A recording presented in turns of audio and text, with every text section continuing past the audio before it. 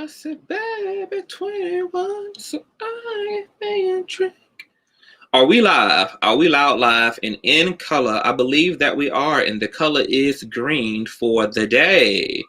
Hello, we are 5 minutes late, but I will say that's a lot better than Friday because we were an hour late due to our wonderful guest Cordae today. Okay, you know, it takes time to put your pretty on, okay? And since he's always trying to outdo me, just like he took 5 minutes to create a whole nother flyer, even though I can agree that my shit looked like it came off of the Meet bus, you don't go and outdo my flyer. You don't outdo my flyer. You take your time to be my friend and you support my elementary work or my thumbnail, okay? But no, Cordae the perfectionist just had to do it up, okay? So he's going to be running a little late. I, however, am going to introduce the show. I'm going to play one of his songs because the boy is an incredible artist. I am such a fan of his artistic talent, okay? What's going on, Official King Pain? You guys make sure y'all go over and follow, okay, my other co-host from the Gentleman's Panel, Official King Pain, in the built-in, baby, okay? Go comment, rate, and subscribe over there. Support all of the guys on the platform. We got a lot of things to get into in this discussion, okay? For those of you who had rolled on over on Instagram on Friday to check out the interview, we was there for 3 hours. We had a great time. We touched on some really deep things. We're going to try to condense that conversation here for YouTube because we had to scrap the show. I mean, I didn't want to put Cordae on blast, but he got drunk as fuck, okay? Damn near passed out. So we had to scrap that live. This is our do-over. So we're not going to be here as long, but we're going to get to some of the fundamental questions that you guys have had as fans, as viewers, okay? Touch on his response to me and Tramel's interview, okay? Which was an eye-opener. So Cordae has his thoughts, he has his feelings, he has his opinions and his truth about his time on the show, his friendship with Tramel, who is also one of my show favorites. For those of you who don't know, I just started watching GSTATUS like 2 weeks ago over my birthday weekend, and I got hooked on these guys. I fell in love with all of them, really. But of course, like any other lineup of people, you have the people that you organically kind of feel close to and draw to. And then because of the way that reality TV is set up, you have to have your archetypal bad guy. You have to have your archetypal fan favorite. You have to have your archetypal peacemaker. There's like archetypal figures that make up a lot of these reality TV cast, okay? So Cordae was that filler in as the bad guy, but we want to get into if he indeed was the bad guy. This also is a live panel, so by the end of this discussion, I'm going to allow you guys to hit the StreamYard link. You guys can come in and ask me and or Cordae any question that you want. If you have questions about any official relationships or any of the scenes from season 1 or the reunion, etc., you will be able to come in here and address Cordae directly. All I ask is that you guys keep it respectful, be grown. You can be a little shady. You know, I allow a little shade on the platform. You know, my mods know that I'm kind of real loose with the block button. I try to let assholes stay around on the platform too, because you know it's all one thing, which is support at the end of the day. But Cordae can handle it. I can handle it. So just keep it respectful for the most part. What's going on, Toots? Hello, Maz. Hey, Nikki. I'm glad to see all you guys. So I'm going to play one of Cordae's tracks, okay? And I'm going to let him continue to scrape the facial mask off of his mug so he can get in the building. And then we're going to proceed with this dialogue. So I hope you guys enjoy this tune, okay? This one is called Cry Out. This is also one of my favorite tracks. It's also one of Cordae's favorite, one of his favorite pieces. So enjoy this. Share the stream out, okay, as you're listening in. And I will see you guys shortly. Introducing Maybe I'll play the whole thing. South Beach and Cry Out, okay? Let's take it on back. How about that?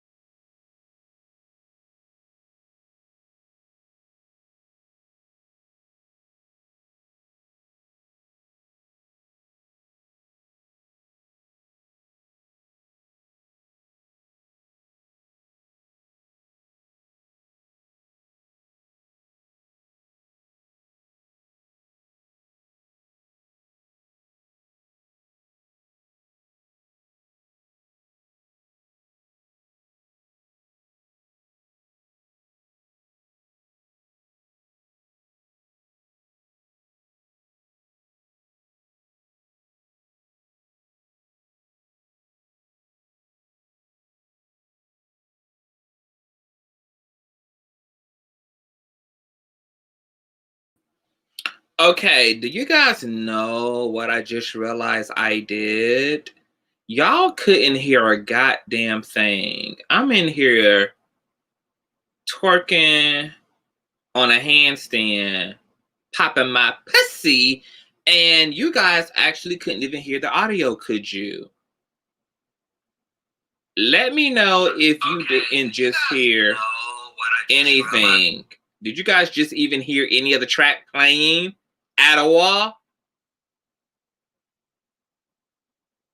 Nope, couldn't hear not a thing. And y'all just sat y'all asses there, and y'all see the track is playing. Can't hear a damn nothing, and don't even let me know that you're 3 minutes into a muted track. Make it make sense. God damn it! Look, I'm not used to using share screen and everything on StreamYard, so I'm still trying to get acquainted with it. Let me. Father God, Conscious Crew, do better. Do better. Y'all just gonna let me sit up here in error. I was trying to figure out what the hell happened. Nothing's playing, Conscious TV. Play the motherfucking track. Jesus Christ. Okay, let's try this again. Hold on. Let's see here. Share audio too. Okay. Let's do it.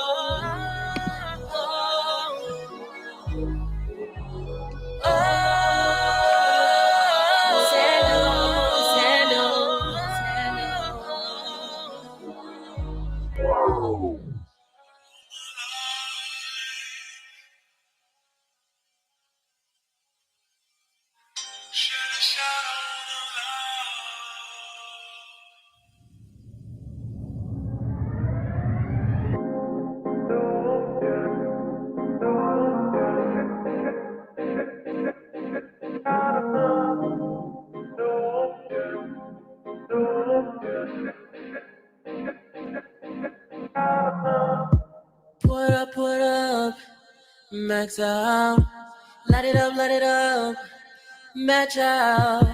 The strings in your cup, trees in your blunt. You don't wanna touch, you don't wanna fuck. I present you this rose, please take it from me.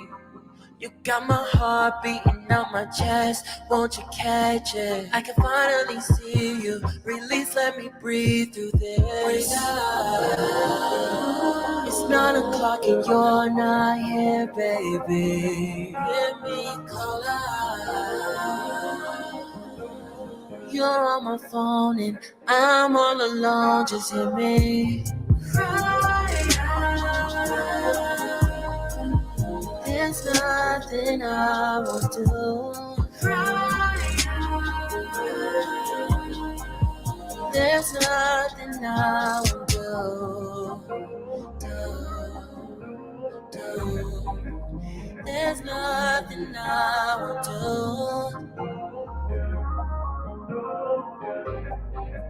There's nothing I won't do.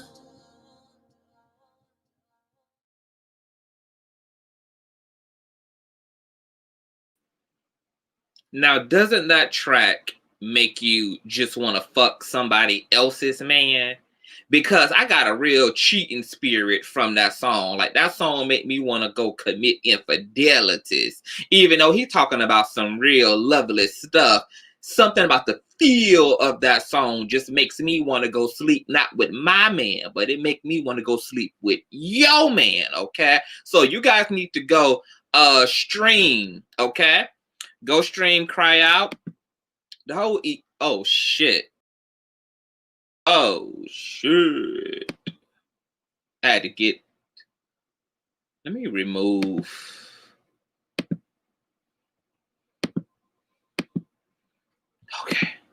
Okay, had to get all that together. So you guys go stream the whole EP. The EP is sick. My favorite tracks on there, matter of fact, let me little the screen because I got my notes here. Honey. He didn't want me to play my favorite song because like the song that I just kept on repeat all day Friday, like all day was Take You From Me. Like Cordae did his thing on Take You From Me.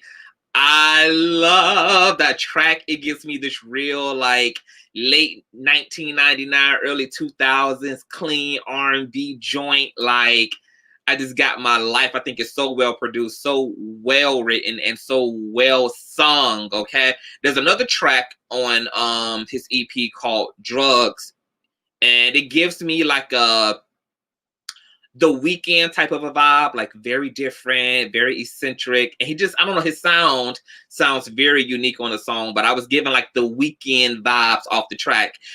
And he also had this track called Blonde Radio, which was a goddamn diss track in my opinion. And I got my whole life.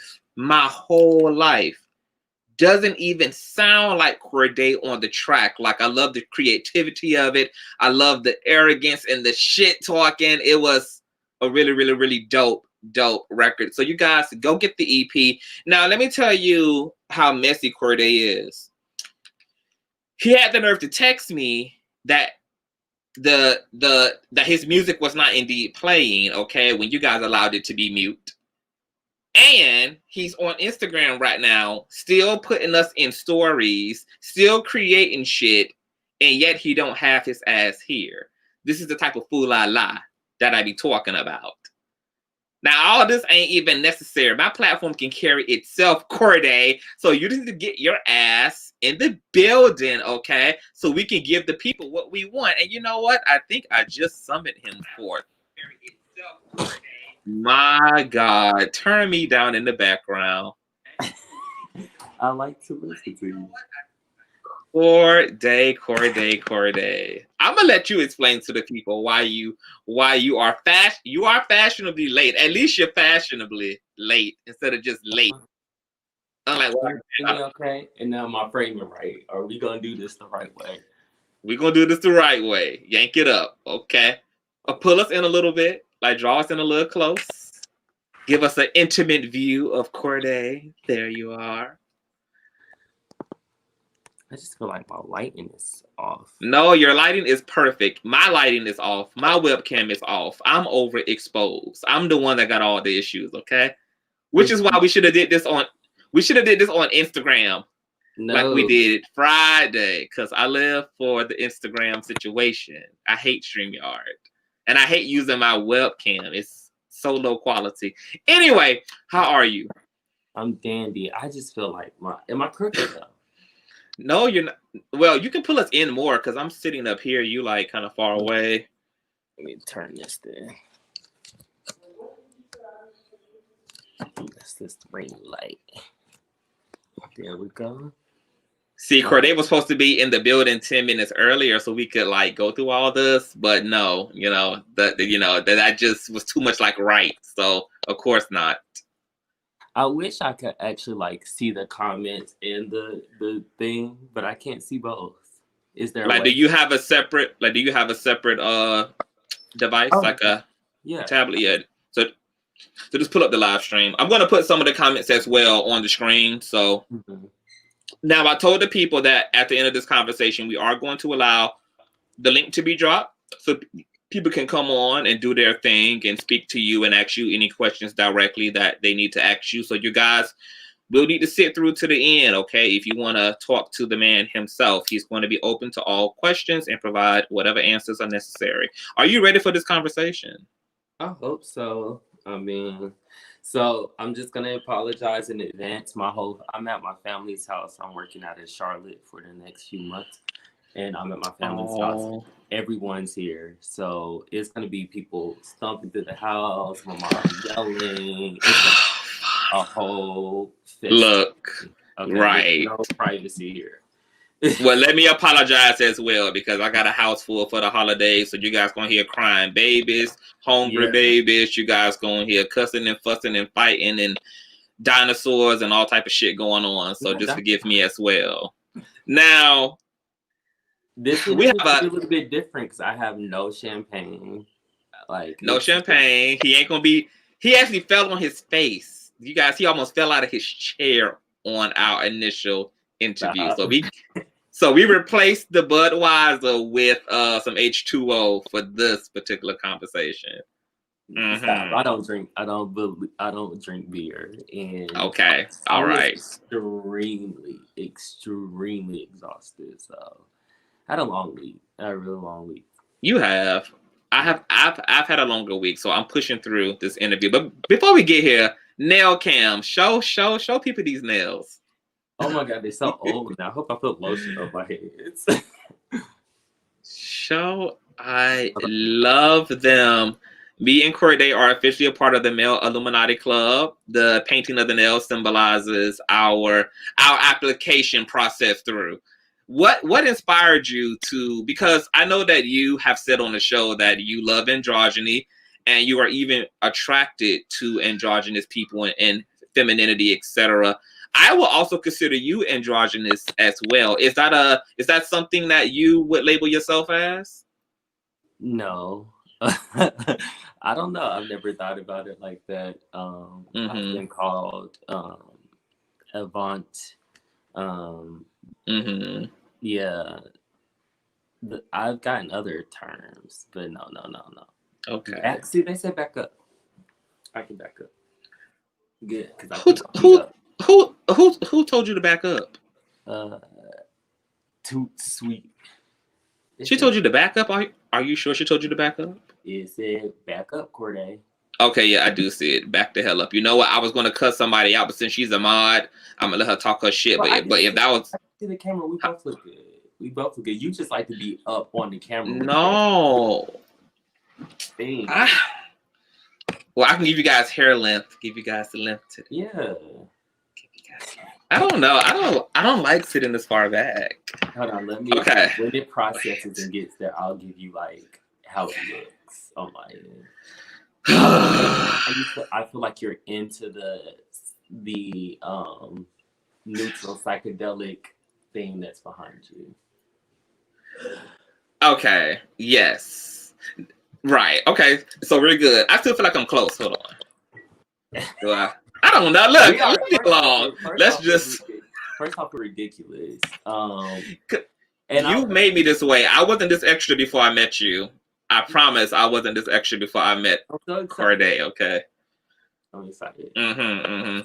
King Payne says, is this... No. Thursday was Tremel, official King Payne. Hold on. I think the interview that you're talking about is from Tremel. This is Tremel's ex-friend from the show, which we're going to get into. We're don't label me. I am Cordae. I am my own person. Well, of course.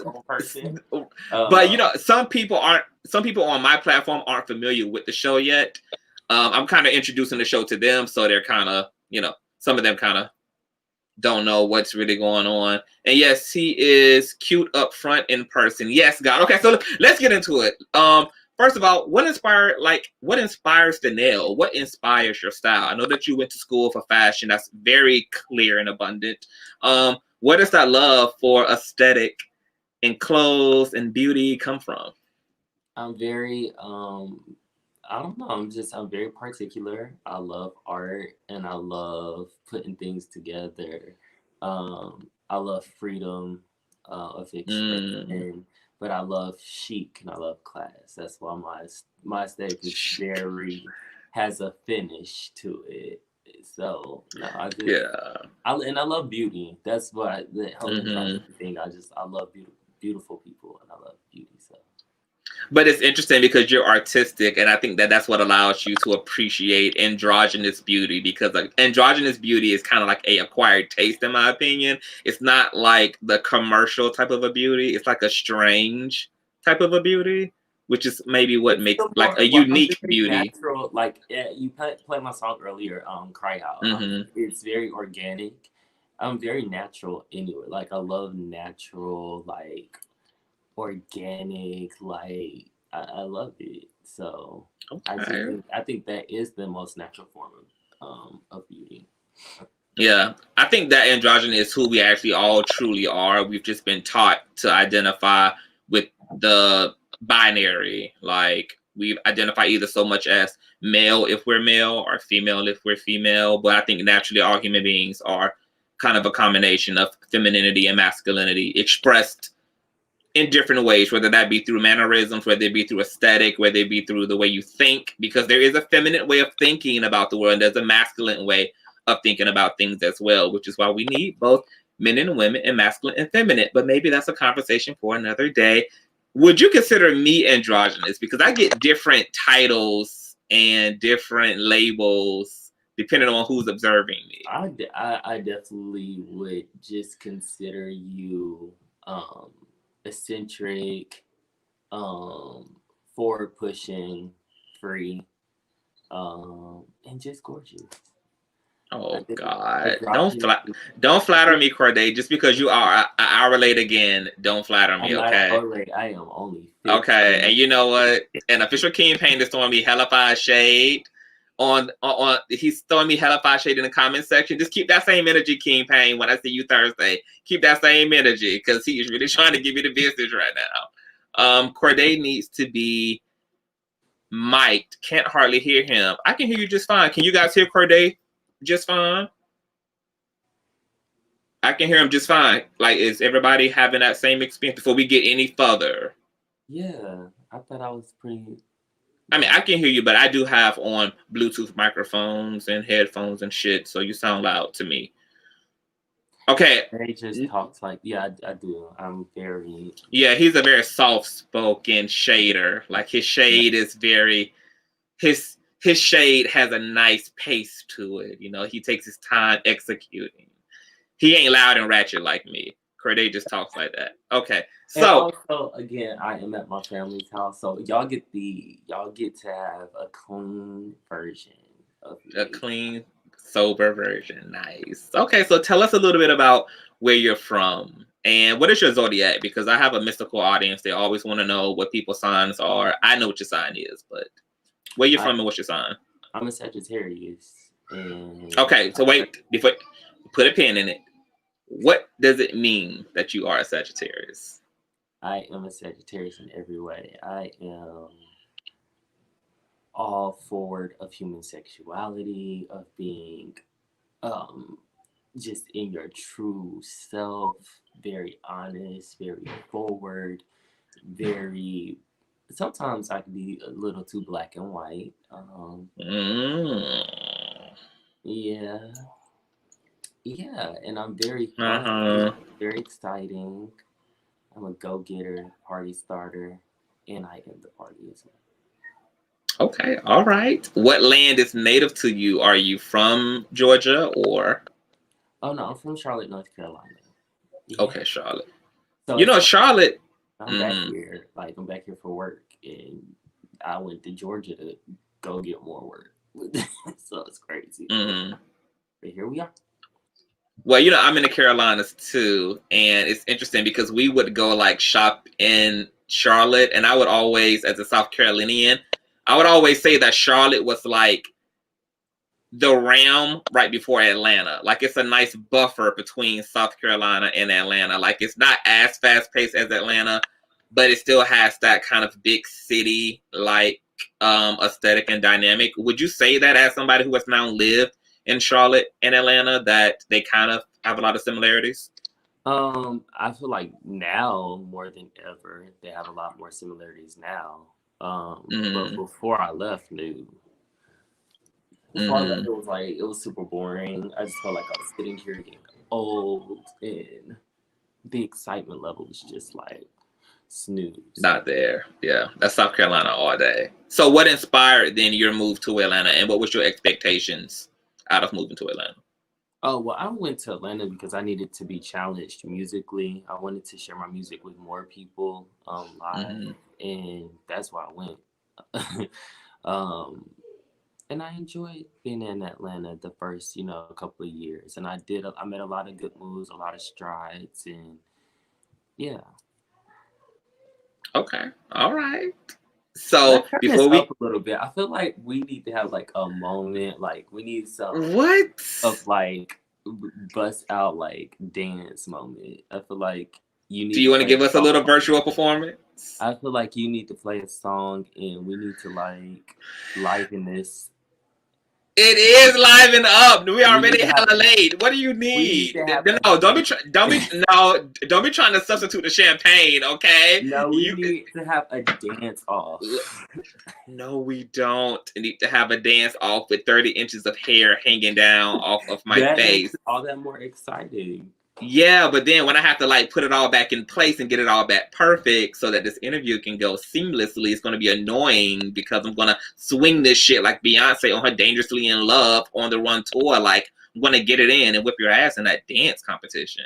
Let's do it. Okay, no. Let's not do it. Okay. Well, however, don't be. We're going to get into some energetic things in this conversation, okay? So I'm going to make it up to you. Now, before we get into Atlanta, tell me a little bit, because obviously I love talking to same-gender loving men because I love hearing about how people have experienced their sexuality, how they came to know who they were, all of that good jazz, because everybody's story is so unique. But tell us about your upbringing. Two-parent household, father in your life. How were you raised? Single mother of 5. I am the middle child, and okay, I had a good childhood and upbringing, and the whole thing was awesome. I mean, me and my brothers and sisters had to be close. We kept trying to stay away from each other because we all lived in that same house and we were tired of being around each other. I think got experience to see hard work paying off. So a bit of, I wouldn't say a struggle, but I've seen humble beginnings to niceness. Luxury. Okay, all right. So religious preference, like were you raised heavily religious? Were you raised in a very conservative household? No, it wasn't very heavily religious. My mom, and she don't like. First off, she don't like being around a lot of people, so she's not getting up to go to church. Okay. But we did. Team mom. We would go to church sometimes. I think she I think that everybody feels like it's important to be able to experience spirituality in whatever capacity it is. I enjoy being around my grandmother, so I continue to go to church, you know, more often than any of my brothers and sisters, because I would just go with my grandmother. So, you know, I mean, Okay. and I don't know if it's really about religion when it comes to Christianity. I just think that it's about knowledge and just interpreting, you know, people's words and Bible and all that kind of thing, and making it relate to your life, so you can make the best choices for you. Okay, absolutely. And I know you hate when I get deep, but you already know what you're getting yourself into. So No, my question is, I just wish I had a glass of champagne while right. Look, Jesus is your glass of champagne right now. Okay, so you just stay near the cross during this conversation. Okay. I think I'm gonna. There's some vodka here. So I'm going. No, you're definitely not doing. You're definitely not doing vodka. I don't even drink vodka, but that's what my mom has here. She doesn't even drink, so she don't even know what she bought. No, maybe an energy drink is fine, like a Red Bull is cute for you. A Red Bull, that's a Gatorade is cute for you. Yes, God, push through Gatorade out of the cooler. Yes. No. I think Gatorade on ice. I'm pretty sure I'm about to make like either a martini or a. I'm pretty sure that you're not, and I'm pretty sure that you're about to answer this question. Okay. So I bind margarita in the name of Christ. So what was your experience of God like then? Like what does that mean as a believer for you? Like what does it mean to have God in your life? A sense of moral and self-value, a home to go to. I think that God is home. Everything that happens in reason, and everything that happens in time is so important. I think that's all God. So. Ooh, I hear kids. Ooh. Yeah, right. I told you I got a holiday house full of folk doing the most. They never respect a bitch when he's working. Okay, never. Well, see, that's why I was kind of like, okay, because my mom was like, I'm about to leave. I'm like, okay, cool. She's leaving out. Like, I ain't got to worry about her like busting in, like doing right, being rude, Rosa. Right, exactly. Okay, so with that being said, was it difficult? So because that question is going to follow into another question. When was the age you realized you had a attraction to the same sex? I never realized that until actually.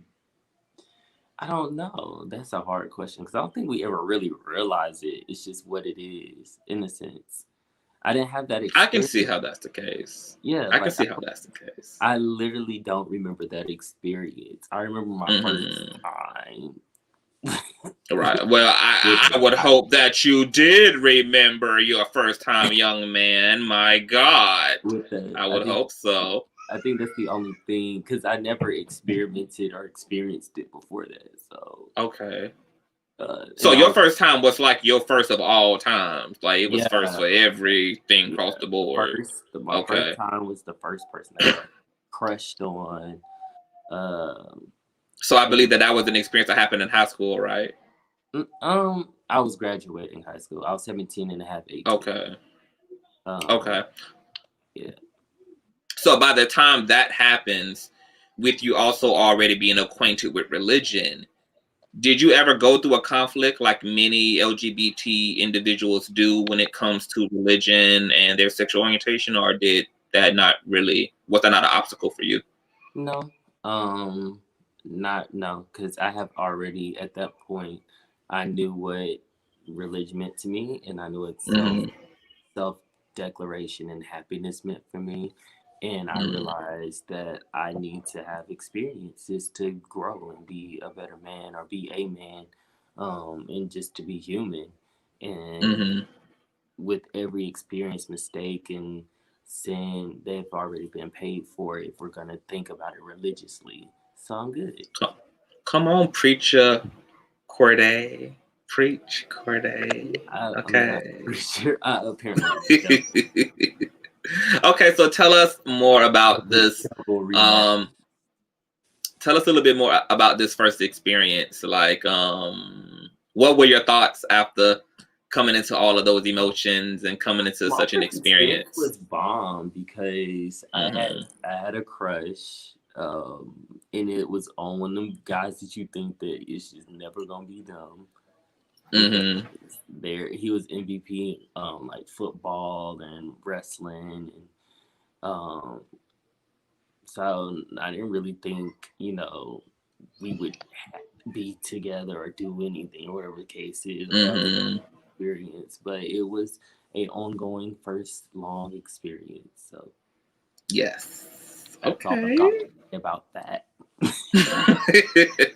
All right. Yeah. No. Okay. Well, so would you classify yourself as gay or bi? Because I know you also have dated women as well, growing up at least. Oh no, I don't. I'm not. No more women. No.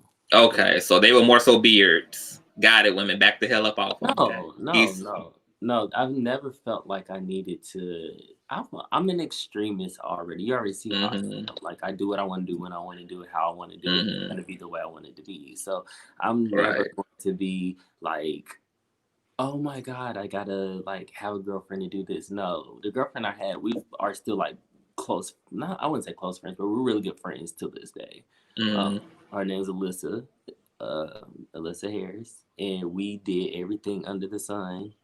And it was me being a kid and a teenager in high school. It was a perfectly normal experience. There was no beards in my high school. You're so nice. I'm too much beards. I was too much of myself for people to even believe, like, in this whole beard situation. People didn't understand what gay was back then. It was just, well, what's her name again? Her name's Alyssa. I'm telling you right now that Alyssa will be the first person to throw herself off of a bridge the day you get married. Okay, she's only pretending to be cool. She really sees you still as her divine baby father. Okay, she's still holding back on some hope that there's a chance for the Christy and Cordae love story. So I'm just letting you know right now that you need to be prepared to have crisis hotline on the line for her the day that you are officially chosen by your partner in hand in marriage. Officially chosen. Okay, hand in marriage. One day. Okay. All right. Okay, so let's backtrack this a little bit more. You kind of come from a little bit of a musical family. Like, there's a bit of a Jackson 5 dynamic. Like, you have a sister who is a musician as well. How was it like, or what was it like growing up with also siblings who had the same interests as you and the same talent as you? It's a 50-50 thing. 50% of me loves it and loved it, and it exposed me to a lot more. 50% of it was completely discouraging. What's the word I'm looking for? The definition would be to hold back. It was it kind of kept me from being my greatest self. In the musical department. It kind of made you like a little shy, a lot more reserved when it came to your gift. Conscientious of, like, you know, music and sharing. Just all the way around. Like, now I probably have like the most extreme anxiety, like, when it comes to singing or performing. I mean, until I'm on the stage. When I'm on the stage, it's a little different. Yeah, you're gone. Yeah, I've seen your performances. It's like a whole nother entity shows up. Yeah, and you're so connected and present. Yeah, that's a big difference. Like, the artist in me comes out, but like when it's like strictly like trying to see the singer in me, it's just like it's anxiety. And anyone who sings knows that it's really impossible to sing through anxiety. It is. You just can't tap into that breath control. You can't tap into that naturalism, and all that great stuff. Now, what I find interesting about you still having, like, you still dealing with that level of shyness and reservation about your gift is you've had some major cosigns in your career. You've opened up for some major artists. Can you tell us a little bit about what that was like and how that also impacted your confidence and self-esteem as an artist? Ignore the upper level of the house. Okay. So, I'm hoping that it's my big little brother. I call him. He's my little brother. He's way bigger than me. I'm hoping it's him so I can make him fix me a drink. But but I really, Austin. Can you fix me a drink? Austin, no. Can you bring me a drink? No, Austin, no. Let me text Austin right now. No. What's a text Austin? Can you fix me a drink? Right. There's some champagne right in the refrigerator. Can you pour it in a glass? Okay, so I'm talking with my brother right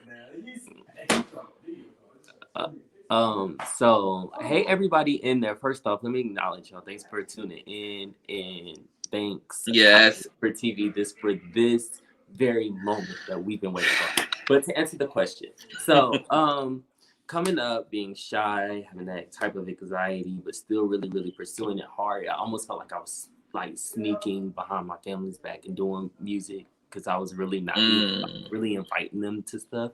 I would invite my friends, and I would just really, really go for it. I joined a entertainment group called Aftertime. It's really big right now. And they booked me my first show. I never forget. I was at the Evening Muse. There was dancers. There's dance routines. A lot of people that y'all see on these reality series right now saying "back up for me" or "dance back up for me," or you know, we work together. Like I work with a lot of people that are still really grinding, and so it had just always been that. So I never felt like, oh my God, I'll open up for, Monica someday, or I'll open up for Monica someday, or I will, it's only one glass. I think you should pour some of that out. Just a little bit. Need to hit the floor. In the name of Tupac, in the name of Biggie Smalls, you need to pour a little bit out.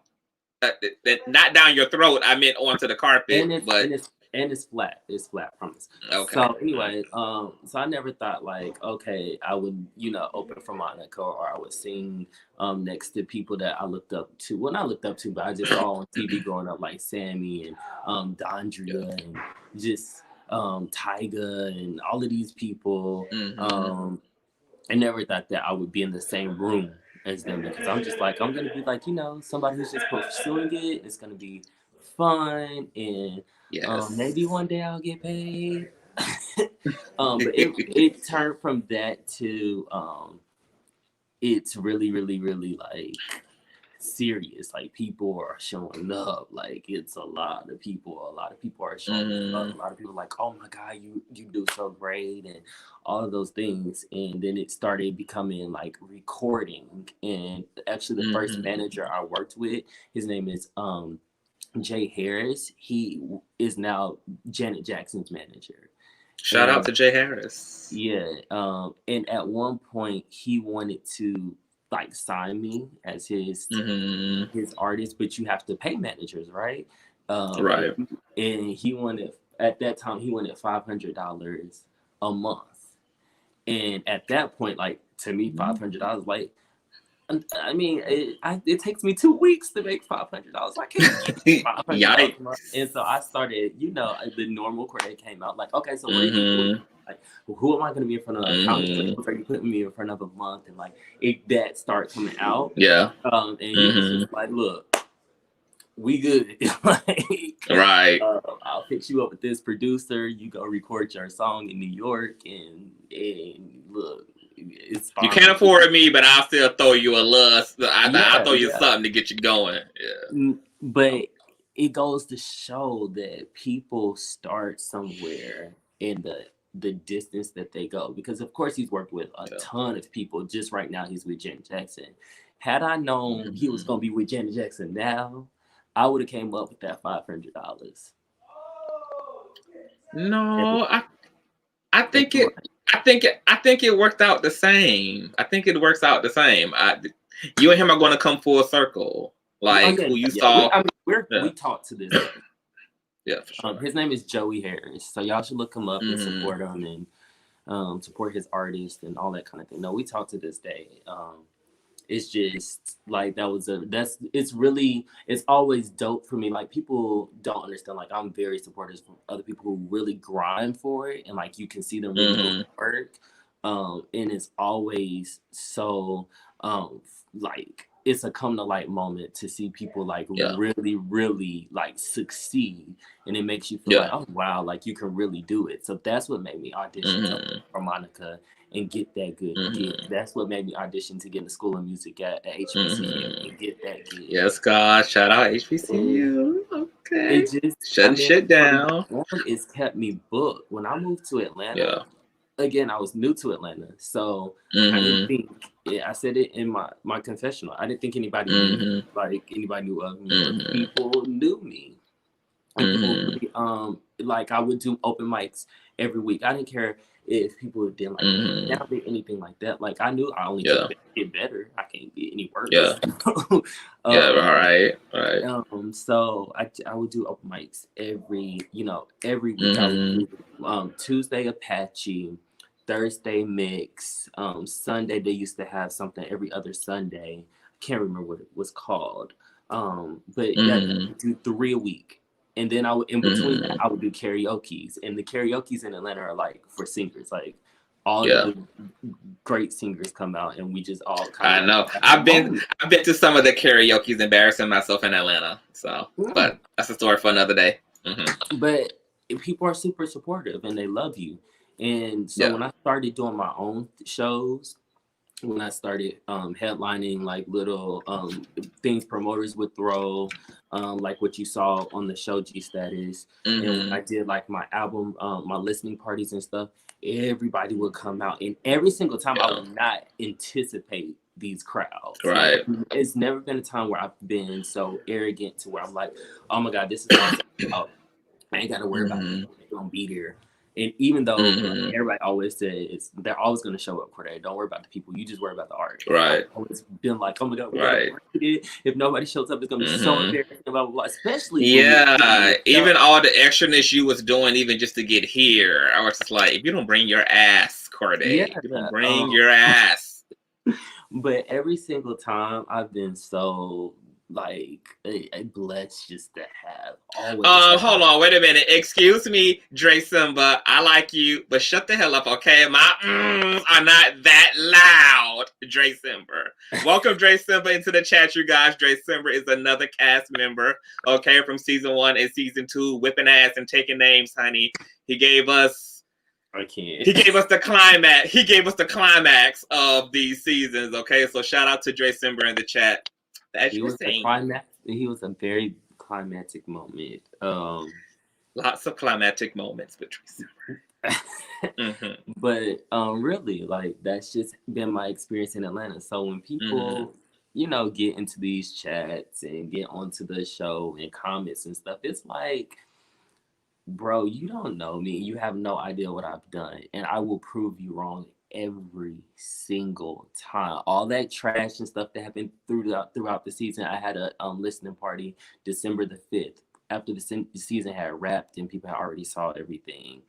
So it was to capacity to the point that people could literally, who had invitations and RSVP, could not get in because I kept overdoing it. I kept like, people are not going to show up. Yeah, we can keep opening up tickets. And I just so I had to pay for a different suite in the studio, and it was worth it because everybody there, everybody showed me so much love. All the major bloggers were there. It was a good time. So I appreciate Atlanta, and I'm glad we're moving forward. I mean, but you got a really unique start in music because Atlanta is super competitive. Obviously, the music industry is super competitive. So for you to kind of be going from Charlotte, North Carolina kid to being able to have the opportunities that you walked into was like really crazy. But also talk to me about the psychology. How does somebody still wrestle with a shyness or some level of insecurity while also getting so many major affirmations about the fact that this indeed is what you're called to do. You're getting major cosigns from artists, mainstream artists, you're doing commercial work. Like, how does that not then take the self-esteem to a, I'm here, I've arrived, this is where I belong? Yeah. It just comes to some of my character, not necessarily flaws or issues, but things that make me Cordae. I'm definitely an overachiever. I'm a perfectionist, and it's never enough. That's how my girl Macy Gray says it. It's just never enough, because it's just not. It's never enough. It's never enough. There's not. I'm never gonna be. I'm never gonna be. But I never feel like I'm gonna reach the length of greatness that I'm reaching for. I'm always gonna be reaching. Always gonna be reaching. So when I reflect, I more so see the glass more empty than more full, if that makes sense. Right. It does. So that's always going to be it. What? Something in your dialogue with Imani Bands Up, and shout out to Imani, was, I like that you made the distinction between being a vocalist and being an artist, because I've oftentimes made those distinctions as well. I consider myself an artist, but I think, and we had this conversation prior to, so we're kind of going back a little bit into that, but tell us about the distinction for you between vocalist and an artist. Sometimes when people are critiquing artists, they don't realize it, but they're critiquing them from the context of vocalists, when that's not necessarily what defines an artist, because you can have artists that literally have no vocal capacity who are successful and awesome artists. So what's the difference for you? For me, it's such a major difference.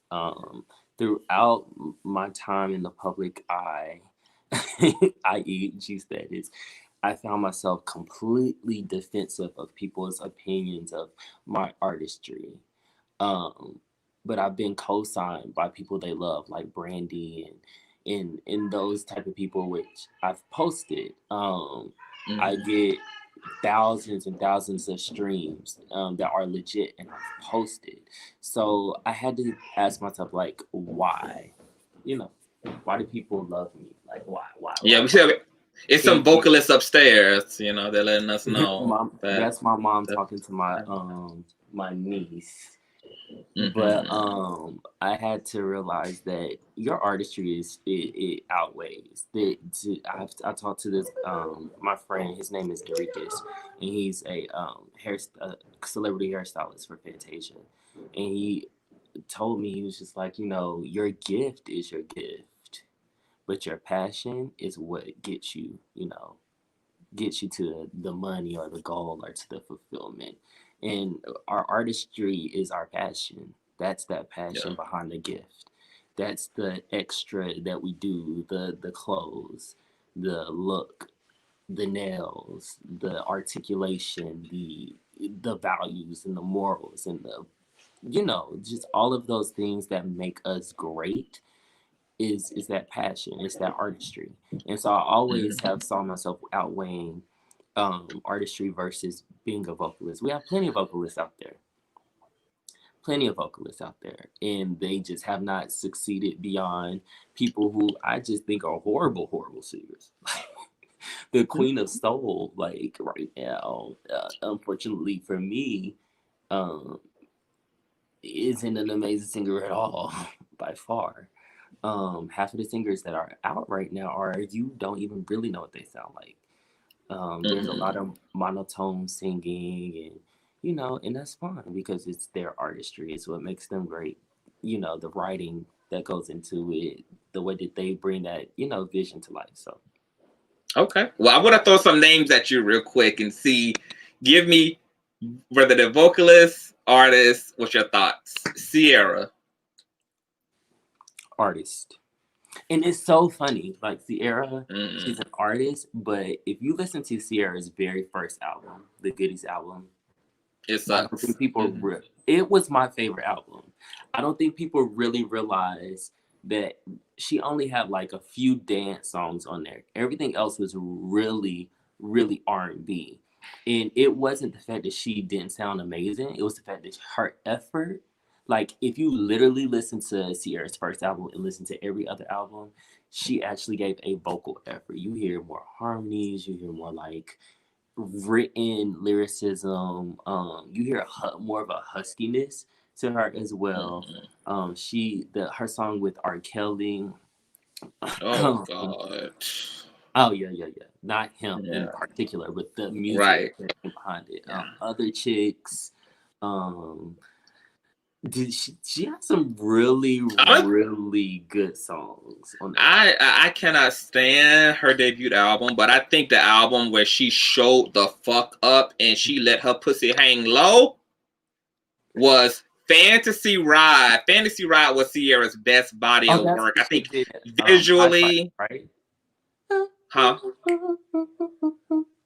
High Price. High Price with Ludacris. Yes, that whole joint, like that album was fucking nuts. I fucking live for it. I heard that was a really good album too. Yeah, it was. It is. You gotta listen to it. But before we move on, because we're going to get into all the mess with the show, because I know that that's what we're here also to address as well. But I can't do that without doing this. Do you feel like Sierra she's gotten her just dues? Because as talented as she is, and as much as she's done, I still don't feel like Sierra has had, like, she's kicked the glass ceiling just yet, which is odd to me. I think that she has a lot further she can go. I think that her career is in a place that she's for me, she's just like Brandy and a couple of other artists. She is just going to take the right music team to get behind her. Like some people are just like play, like it's just not going to, like, I don't really see it for them. And I hate to say that because people might not see it for me. It's so sad. But well, it's only an opinion. Some people, like, i.e. Jasmine Sullivan, I think she's hit her stratosphere. I don't think she's going to have that moment she had back during Bust Your Windows Grammy nomination. And I think she won. Lion, Tigers, and Bears, oh my. Yeah, she's not going to have that moment again because I just don't see it happening. However, I feel like Sierra, she could re-emerge. We've seen Brandy, she's beginning to re-emerge, but I think that she annoys me the most. I want her to submerge. I love Brandy, but she got to keep throwing out records. If she doesn't keep forcing it on us, we're not going to do it. So see, the thing about Brandy is that Brandy has hit her glass ceiling. It was called Full Moon. It's happened. You've slayed. You've made history. The rest of it is going to make her look stupid if she continues at it. Because the interesting thing about no, wait. I'm gonna tell you why though. The thing that made Brandy's music so successful wasn't just the music. It had to do with where the culture was at the time that her music was coming out too. Yeah. Living in this particular climate, Brandy, unfortunately, her music is so like introverted, lonely girl sitting up in her room fantasizing about the popular guy who she can only imagine would be the greatest husband to her. And that type of innocence and naivety is kind of washed away in this corrupted, sin-based ass society and culture we live in today. So I feel like, but I'm glad we still have someone who can make great music and keep a sense of balance and go-to in the industry. For me, it's crazy because I was recording my projects during 211. B7 just came out and I'm working on my full album. And with both things, it made me want to scrap my whole project and just go that direction. Brandy she sets a standard and she sets a bar. Whether people love it, don't like it, whatever the case is, she sets a standard, she sets a bar. And if you ain't up to par, you just ain't up to par. She has to keep going. She has it, and I feel like she can have her moment again. She was the Beyonce of her time. She was the only Black girl doing these world tours. She was the only Black girl who was singing and still dancing and performing. I feel like she had, not Beyonce in the sense of, you took that too literal. Not Beyonce in her entirety. I'm saying Beyonce to the industry in that moment. For the stratosphere of what a Black girl can do in those moments, Brandy hit them. She just did. We know she did. Who else did? Okay. Well, Dre Simba just asked an interesting question.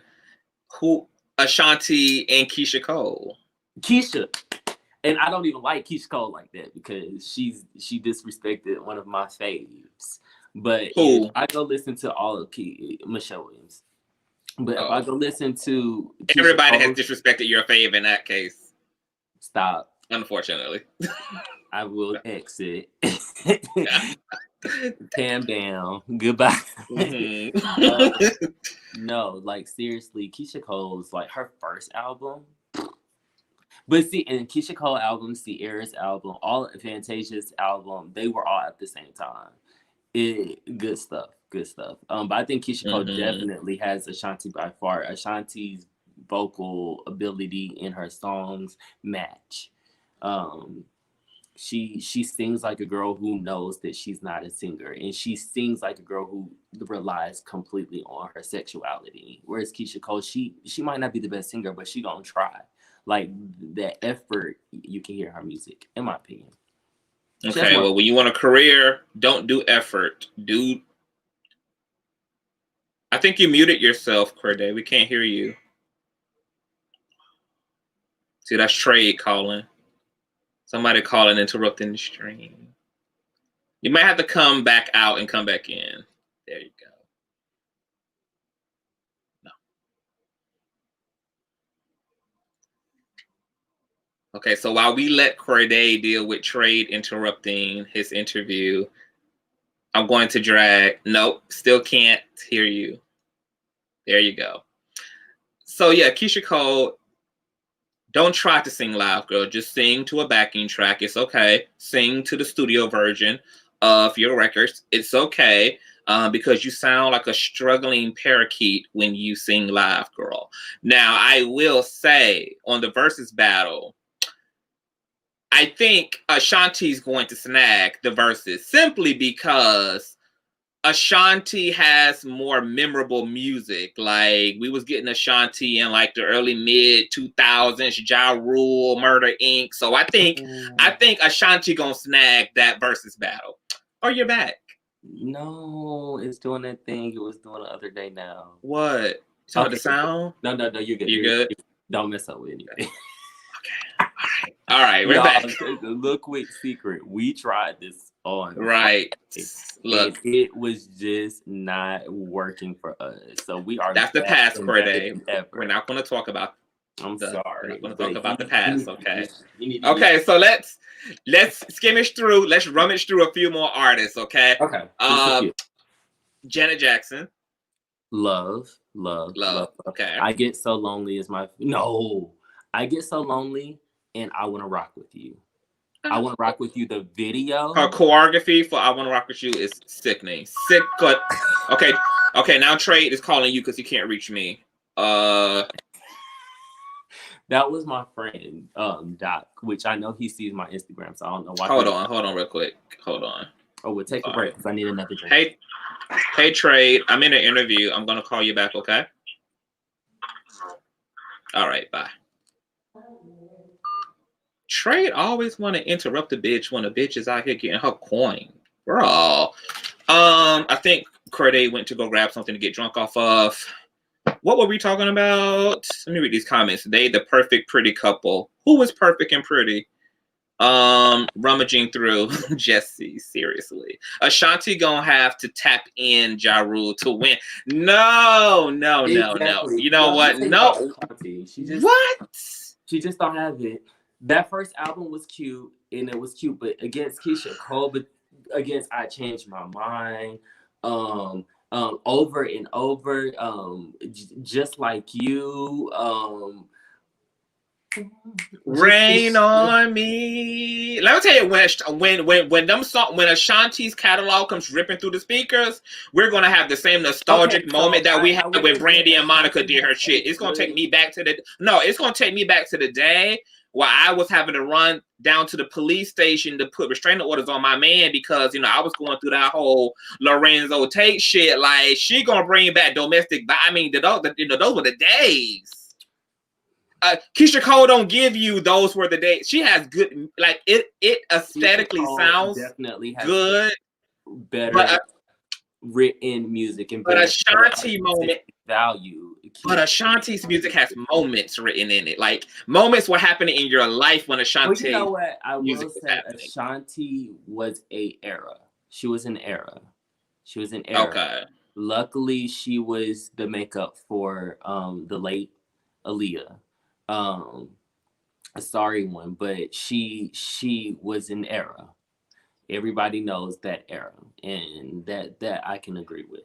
But who's the better artist? Baby. See, aren't you feeling stuff when I even just sing a little bit of Ashanti shit? Like, what? There are emotions that come to you. Like, you think about where you was when you heard baby.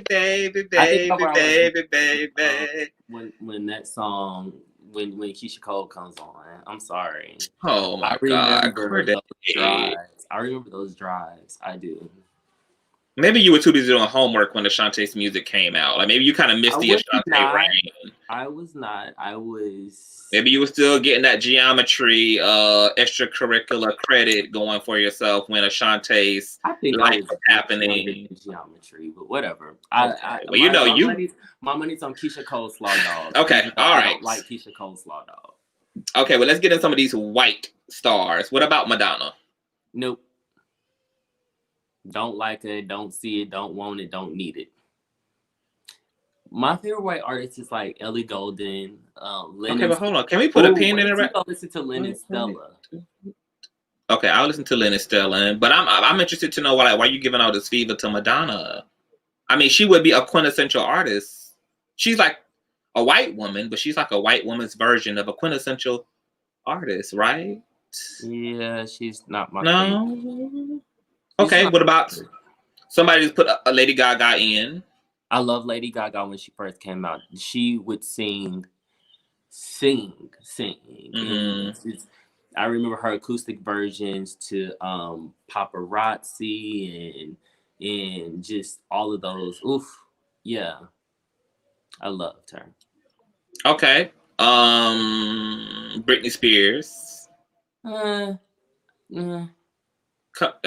Slay for You, Overprotected, Oops, I Did It Again, yeah. Boys remix with Pharrell. But you gotta understand, she's Hit Me Baby One More Time. I mean, she's had just like Ashanti. She was an era. She was a childhood era that people will never forget, unfortunately. Okay. What about Screamer for Hudson? I like Jennifer after she lost the weight. Why? I felt like she looked like a bobblehead after the weight. I liked her when I hate when people do that. She's very cute, and I like Jennifer Hudson. She's cute. She's a beautiful woman, but she has a strong jawline with a big face, and then her wigs kind of pack on extra density. And it just kind of outweighs her body to head proportion. Hudson, she's one of the only Black women who did like the major weight loss situation that still ended up being beautiful afterwards, styled beautiful afterwards, and sound way better afterwards. She doesn't have all of that extra. What people don't really get is when you're a bigger person, especially a female, the way the vocal cord is made, it's harder for you to sing. And I can tell a big difference from Big Jennifer to Little Jennifer vocally. I could tell a big difference from Big Jasmine and Little Jasmine vocally. That vocal cord is a long, thin rubber band. Put all that weight on it, it don't work. Okay. I love it. So now that the vocals can breathe, she can get it out now. Yeah, you can breathe. Mm-hmm. You don't have that extra inflammation in there. Yeah, I love Little Jennifer, and I love Little Jasmine. I don't like Big Jennifer, and I don't like Big Jasmine.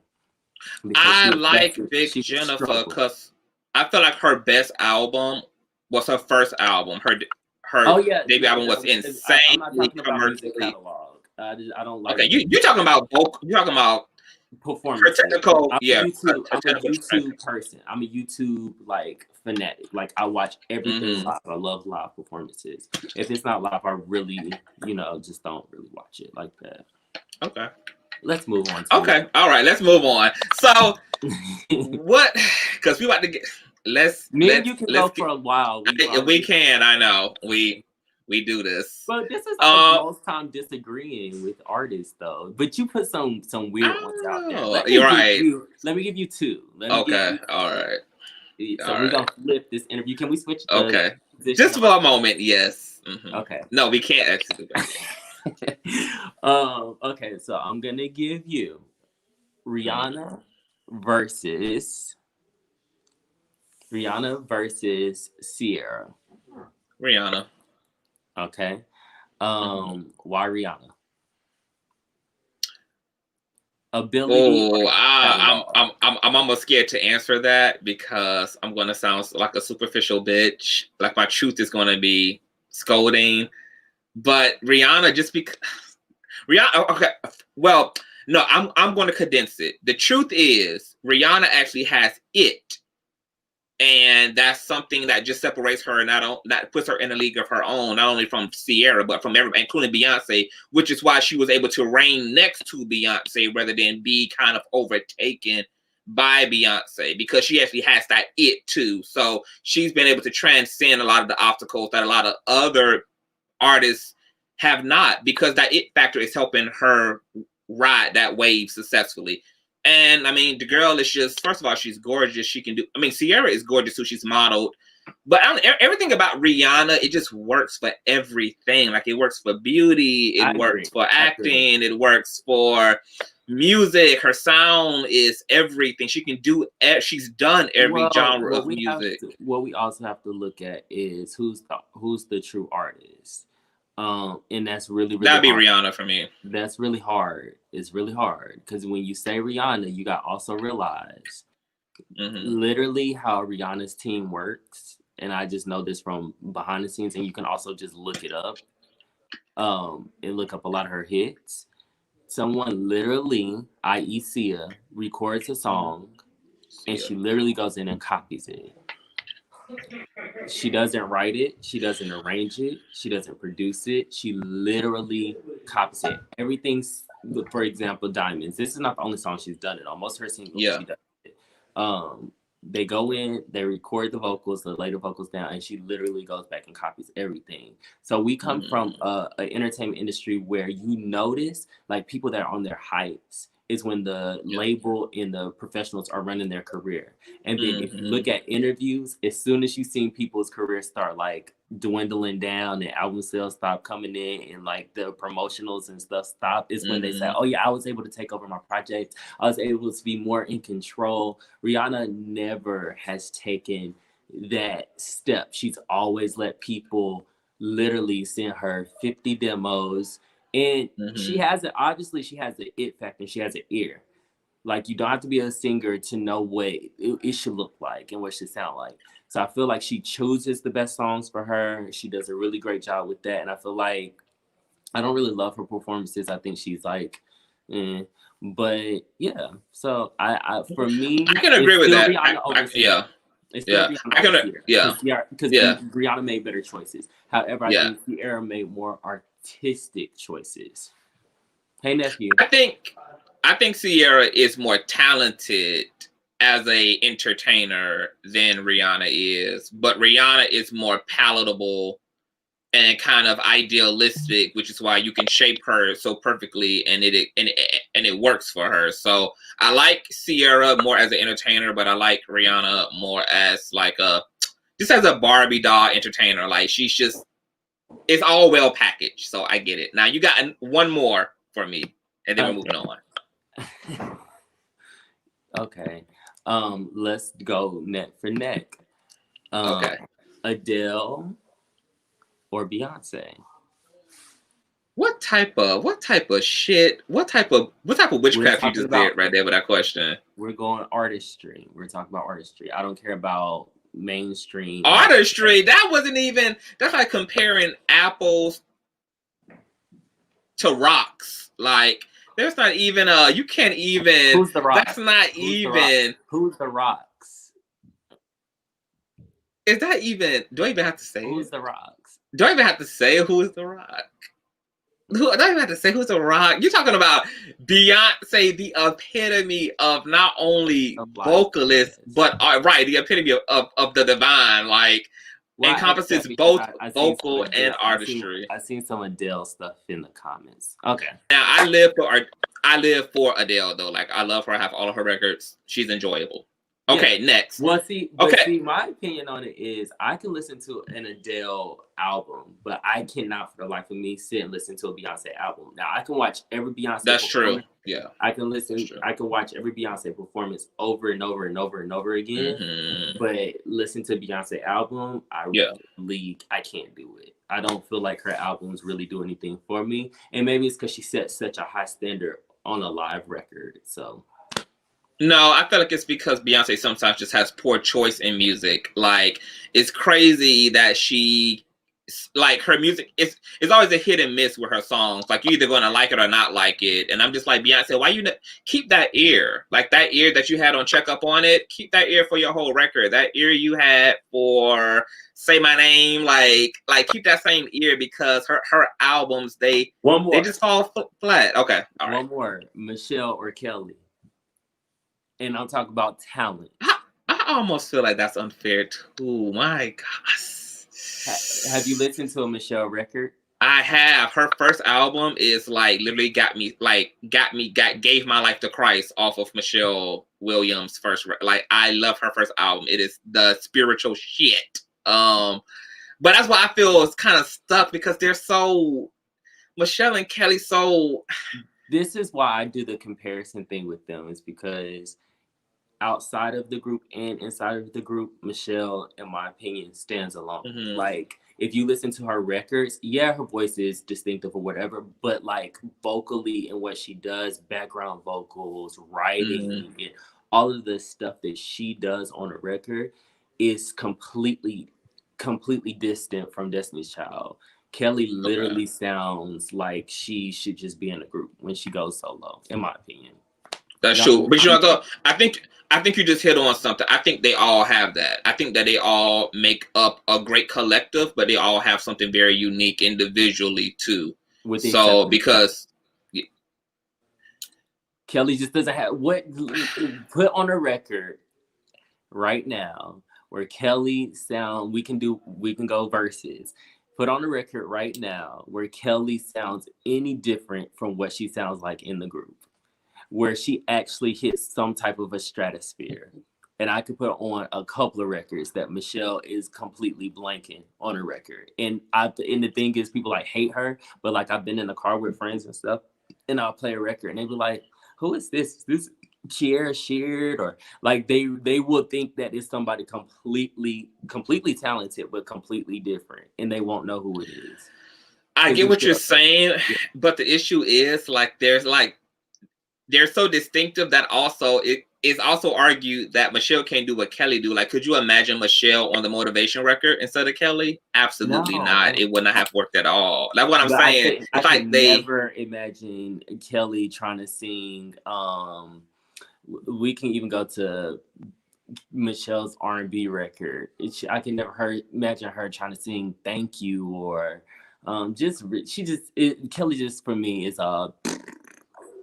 Okay, but here's the thing about Kelly. She has better video and stage presence than Michelle. Like, Michelle's completely uncomfortable and awkward, and she does not know what to do. She doesn't have the experience Kelly does. I mean, but she also doesn't have the equilibrium, which is why Destiny's Child will always stampeding over her ass. Like, she was the fall queen. So, okay, all right, moving on then.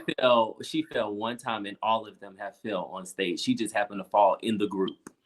Okay, but she fell so ungraceful. Like, it was like a tumble. It was like September 11th in the towers running for your life. They had 16 stairs to figure out how she was gonna land that fall. Okay, excuse me. Kelly just fainted. Beyonce doesn't fall. That's called a diva's landing. Okay, she does. When Beyonce falls, it's a diva's landing. When Michelle falls, it's in the back of an ambulance on the way to the ER. I need a bandage. I need 6 months off of the job. So two different type of falls. Nonetheless, All right, cool. you move to Atlanta. How the hell does GSTATUS happen? Why did you choose to do GSTATUS, and how were you recruited for the show? I had a hype in Atlanta, in the community, and someone hit me up and asked me if I wanted to be a part of the show. And I wasn't going to audition, but they said, just for filming purposes, can you do an audition tape? And I did audition tape. And the way it was pitched to me was, it was supposed to be a group of people in the entertainment business furthering their music careers. And we were supposed to be, working together to increase the value of our careers. So in my mind, we all take it how we want to take it. In my mind, what I asked is the questions that were answered.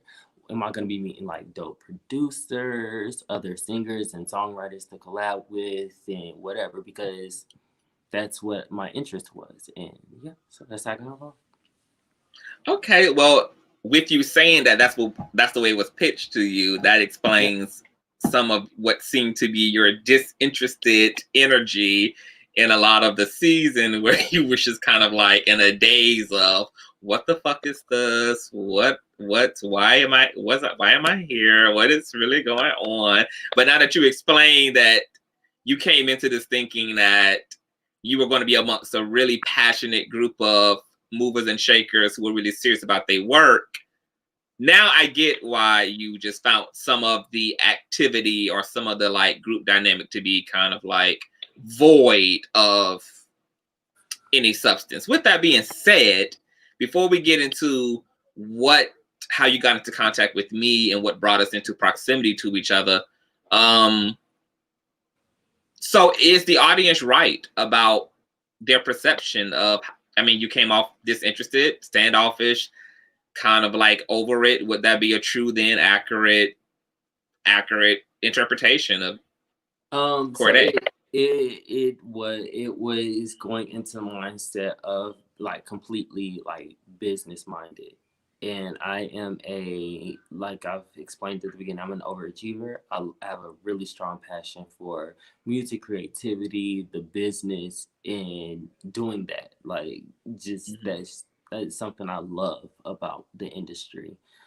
So to go in and see a bunch of Black gay young men like really not taking it serious, everything's supposed to be a argument, a cat fight, a party, a drinking, or a sexual encounter, or having conversations about one, it was definitely a turnoff. It was something that I had to question being a part of or not being a part of. And then you also have to remember we're all human. So you don't know when, things might change for the better, and you don't know things might change for the worse. So, I have 6 other cast members to give a chance, to like, set the same precedent as I did. Like, it's not about, being better or being anything. It's just about the state of mind that we went into the situation. And a lot of us went to the situation with our own interpretations of what was supposed to go down. I don't think that it didn't go down because the producers directed the show to go different in that moment. I think it just went that way because people wanted it to go that way. That's how they produced themselves to move. And that's the attitude you got from me the whole time. I literally, like I always say in every interview I do, I literally felt in most filmings, the majority of the filmings, I'm in the twilight zone. Like, people really do this. People really act like this. People really do this for a living. People, oh, I didn't know that. Okay. I mean, but Okay. So, looking back over the show, and we're going to talk about some pretty memorable moments in the show, or some things that stood out to me during the show. But what was the most polarizing for you about the way you were critiqued or interpreted by the viewing audience? Like, what did you feel like was just very untrue or just very far away from the true narrative?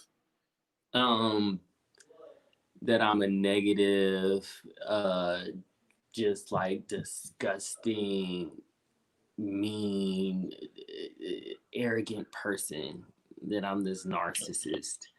I have no one in my life or anyone in my professional structure, no one would ever like feel like or say something like that.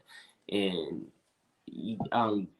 and it's so funny because they have this narrative, and then they love certain people on other platforms and other movies and stuff, and those are like some of my closest friends.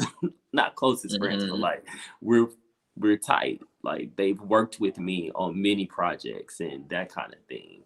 Like your Davian Harless, your Trey Love, and just like all the Carrie D and Lyndon James, a roommate. Like we're all really cool, like really, really cool. Me and Carrie used to talk like every day during filming.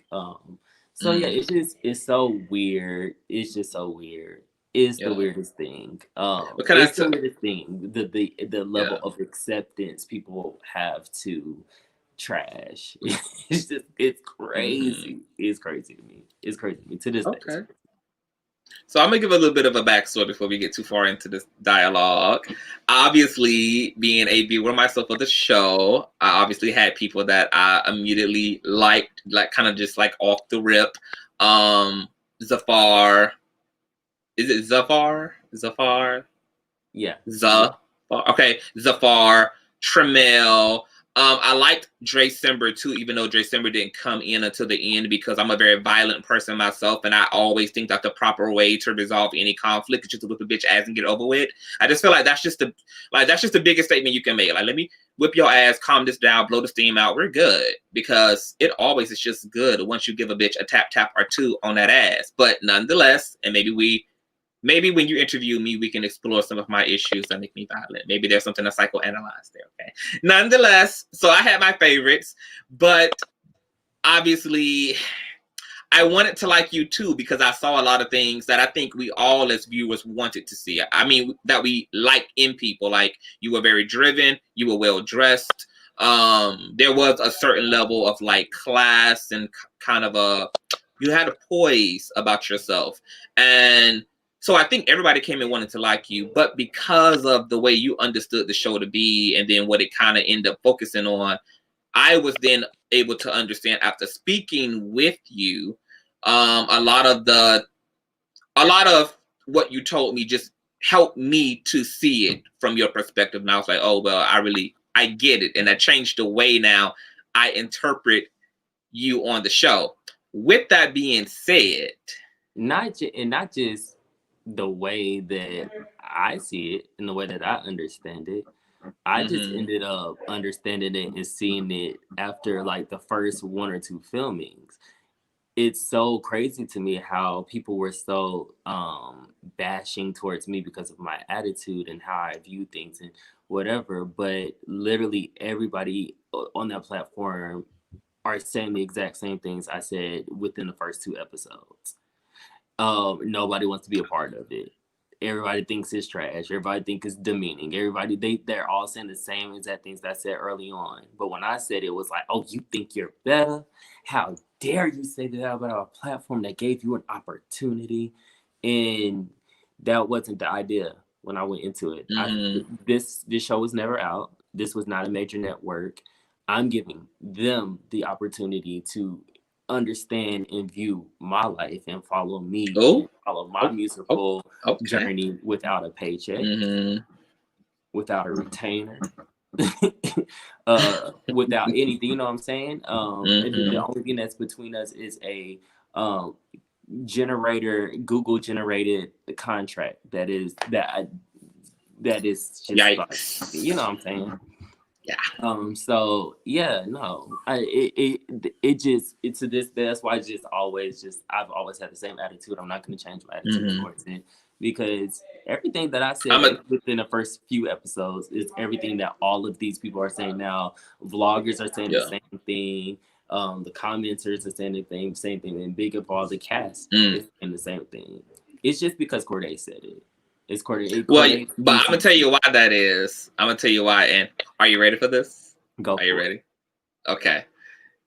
So what's interesting about you, and I can relate to this. What I realized after speaking with you, what was happening in terms of you on the show and the viewers' relationship to you was, you unfortunately have pretty privilege, and I am someone who has dealt with pretty or attractive privilege growing up. I was, for some reason, always kind of a standout person within my groups. I garnered a certain level of attention that wasn't equally distributed amongst everybody else I was always around, or the spaces I was in. With that being said, when you don't exist within that, when you don't have access to that, sometimes that can make you feel inferior. Sometimes feeling inferior can make you want to project that onto the person who has that favor on their life, or have access to that. And so sometimes people who are really intelligent, really articulate, people who know who they are, have a certain level of confidence, carry themselves really well, people who, you know, have talent, sometimes, unfortunately, they can end up on the shorter end of the likability stick, just because who's viewing them can be deeply insecure. Now, I'll say this too. With that pretty privilege existing, it means that people are going to be harder on you, because now, because you have a pretty privilege, you have privilege. And we keep our foot on privileged people's necks, because privileged people are part of a minority. They're not the majority. And so it was going to be very easy for you to be unlikable if, on top of being well-dressed, being really articulate, being educated, being drifted, and being talented, you also come off as standoffish, you come off as stuck up. If you came off as any of that, there was going to be epic backlash, because that's going up against the contrast of you already being kind of an exception to so many rules. Right. So before I go any further into that, what do you think about that alone? I definitely, when it comes to this platform, I agree. There has always been this undertone from many people of disdain and hate over something that I really I would never understand.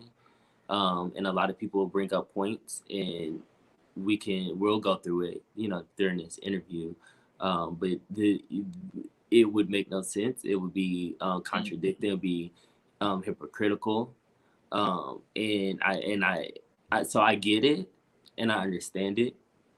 But as someone who is confident in who they are, and I love myself, and I love what I do, and I do everything to the best of my ability. I'm great to people. I'm great to my family. I'm not gonna accept, you know, that's not me. I'm never gonna be like, oh, well, it's just a privilege, so I gotta be better, and I gotta just accept. That's not me. I don't accept it, and I won't be doing that. So people hate that. It's like, oh, yes, they do. You gotta accept that. You just gotta be better, and you gotta, you know, you gotta sing when they tell you to sing, and you gotta prove yourself. No, I won't live my life proving myself to anybody. And not just that, because of the pretty privilege factor, you are expected to be more humble than the average person. You're expected to play yourself down so that you can accommodate other people's lacking self-esteem. You're expected to tone it down, pull it back a little bit, so that I can feel more complete standing next to you. And you know, I'm actually learning that in the industry right now, because I'm in the more of a mainstream industry at this time, and I'm learning that I do have to, unfortunately, suck it up and be quiet and play myself down. I have to. But that might not be because of privilege, but maybe you do need to just shut up sometime and learn to just, like, every moment submit. Yeah, every moment, even though I might be more accredited for the position or more talented in the position, and I might be able to execute it a lot better. Sometimes it's not my avenue to have to do. Like that's not the job that was meant for me, so I can't do that. That's not what I'm supposed to do. So I do have to kind of distance myself from that. Right now, I'm in a really, really crazy situation where it literally, and I'm a Sagittarius and I'm Cordae, so I literally think about it till I go to sleep. It's the first thing I think about when I wake up, and it's just it's one of those things. And it's called discipline, and I am being disciplined. Very important. For, you know, if it's meant for me, it'll happen for me. Yes. Now, how do you feel with that pretty privilege? Like, what does that make you think about, like, the world outside of Cordae's world? Because even I think to myself how I'm gonna see how I can word this. Does it make you because pretty privilege is not really a real thing. Like it's real, but its premise is very subjective because it only exists based upon a certain mindset that's made it real, but there's no actual real true value in it. Like people should not actually be more rewarded for being lighter skinned or being more physically attractive, but yet we live in a world where those things are accommodated and we reward people who are gifted and people who are attractive and people who are etc. What does that make you think about what everybody else's world is? Like if you don't exist within that, then what is that like? For me, I just try to be fair and I just try to do what I can, you know. When I employ people, I employ people based off of their talents. Yes, image is important in my industry, but for me, it's more of like cleanliness and like if you're put together here, you're more likely to be put together here, or my clients are more likely to trust you. I can make up for what you lack mentally if you at least can show up. So I just try to do my part. I always just try to do my part, and I always try to help people. I'm a professional image consultant, so it's important to me. I'm sorry, it's a baby crying. No, you're good. I totally get it. You get it. It's a lot of vocalists in the house. It's just important that I do my job and give myself back to the world the way that I'm supposed to. Okay, so let's go through some moments in the show. Let's talk about the dynamic of the show, because I don't think a lot of people know how the show really is filmed and how this shit even comes together. Can you talk to us a little bit about, like, how is the show constructed? Like, because you guys have gotten a lot of critiques about things y'all said in y'all confessionals, but the public for a while didn't know that confessionals aren't even filmed in real time. They're filmed after everything has happened for the season. Then y'all come back and film. The issue with it being shot that way is once filming stops, people go on interviews, things get said, things get done, and then you're able to come back into those confessionals and maybe be shadier in situations that people feel like, well, why he had to do all that? Because they don't know that well. A lot of shit, actually, I had time to hear and see a lot of shit, so now I can come back in with an attitude. Like you said, it's not just the fact that we filmed the season and then we filmed confessionals. Not only we filmed the season, we did confessionals for episode 1, and then it was broadcasted. So you're not just filming confessionals after the season was done, after you have your reservations and think about everybody. You're also filming it after you have your reservations and suggestions about everybody, and you see what they are towards you. You get what I'm saying? So it would be episode 1, filmed with the confessionals, and then we would see it, and then we would go back and record confessionals for episode 2. So it wasn't just like the season ended. Okay, now we're gonna go and do confessionals, and then we're gonna put the show out. No, it was film episode 1 confessionals, broadcasted. See everybody's interviews. You see how long it takes them to put out an episode.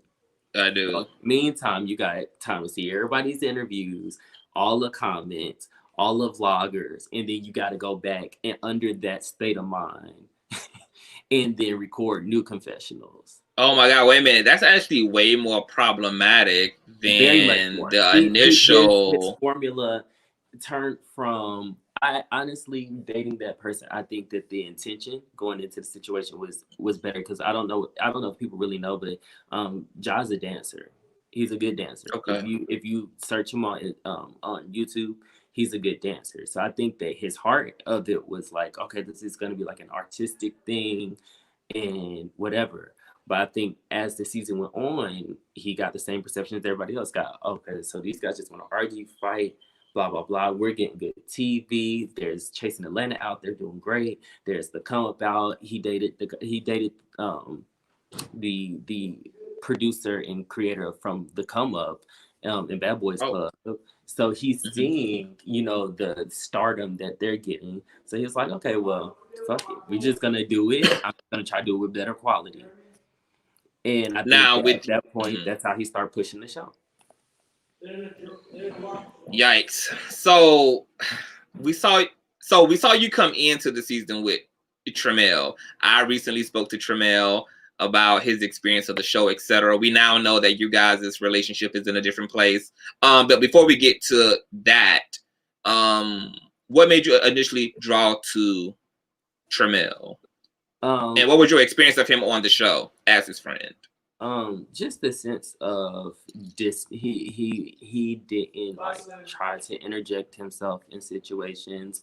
I was always kind of off to the side observing, because that's just how I am. I'm an observer. The introverted Sagittarius. Yeah, very introverted.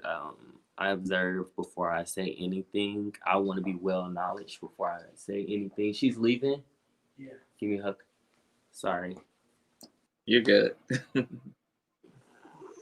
Give me a hug, kids. Give me a big hug. Bye. Oh, bye. So she ready to haul ass, baby. She's tired. Oh. I don't want any children. I want one. One is enough. Yeah, so so I was always, that kind of quiet person. So there was a maturity factor there for him, that I just kind of seeing how he interacted. He wasn't, had to be in every group. He didn't have to make himself seen on camera. And I was the same way. He seemed to me as, just more of a masculine type. So I just associated with just being, myself. I just associated with that, like he's a top. So I ain't got to worry about him hitting on me and me hitting on him. Like, okay. So there was no initial, like, oh no, sexual or romantic attraction, just a platonic attraction. At that time I was kind of just, I think I was dating someone. I think I was dating somebody, so I just didn't want to go in that situation. Then I got to stop dating him because I've been on the show. Like, I didn't want that to happen. Right. My person in that way. But anyway, so I was like, okay. So I literally told Ja. He said, "Is there anybody else that you want to connect with?" And I was like, I would like to connect more with Tremel and more with Charlie. And so that's when me and him started having scenes together and being able to really like get to know each other. Yeah. Okay, sorry, it's a lot going on.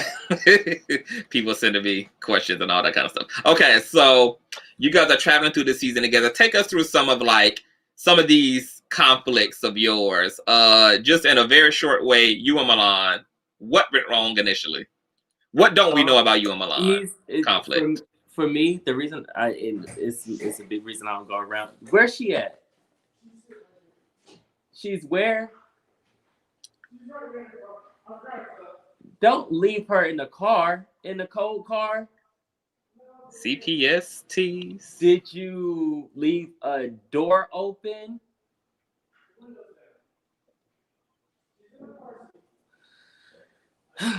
I used to be a child caretaker. Earlier in my career, I used to major in education, so I've seen too many accidents and too many stories. I'm not mad. And it usually happens within 90 seconds. He left her in the back. It's okay. Everything is all right. So you and Milan, where did it go wrong? So yeah. Come off, Eric. So me and Milan. I didn't have an issue. What don't we know about what happened at karaoke? Like, what happened that we don't know? What brought it about? I guess like I never had an issue with him. Honestly, I didn't even know he was on the cast. He was never on the original cast. When we did, if you watch the very first promo we did, he's not on there. Never on the original cast. So when he showed up, I didn't like, okay, so is he on the show? Is he not on the show? Blah, blah, just so we know like who's on, because we keep these new people. Jesus. So what his issue ended up being with me, I did not know. But I just knew that in the group, he just wanted to be boisterous. He wanted to be in front of the camera. Everything was so intentional. There was never anything like, there's no sense of naturalism to him. And we discussed early on, I'm a big fan of organic naturalism and all that kind of thing.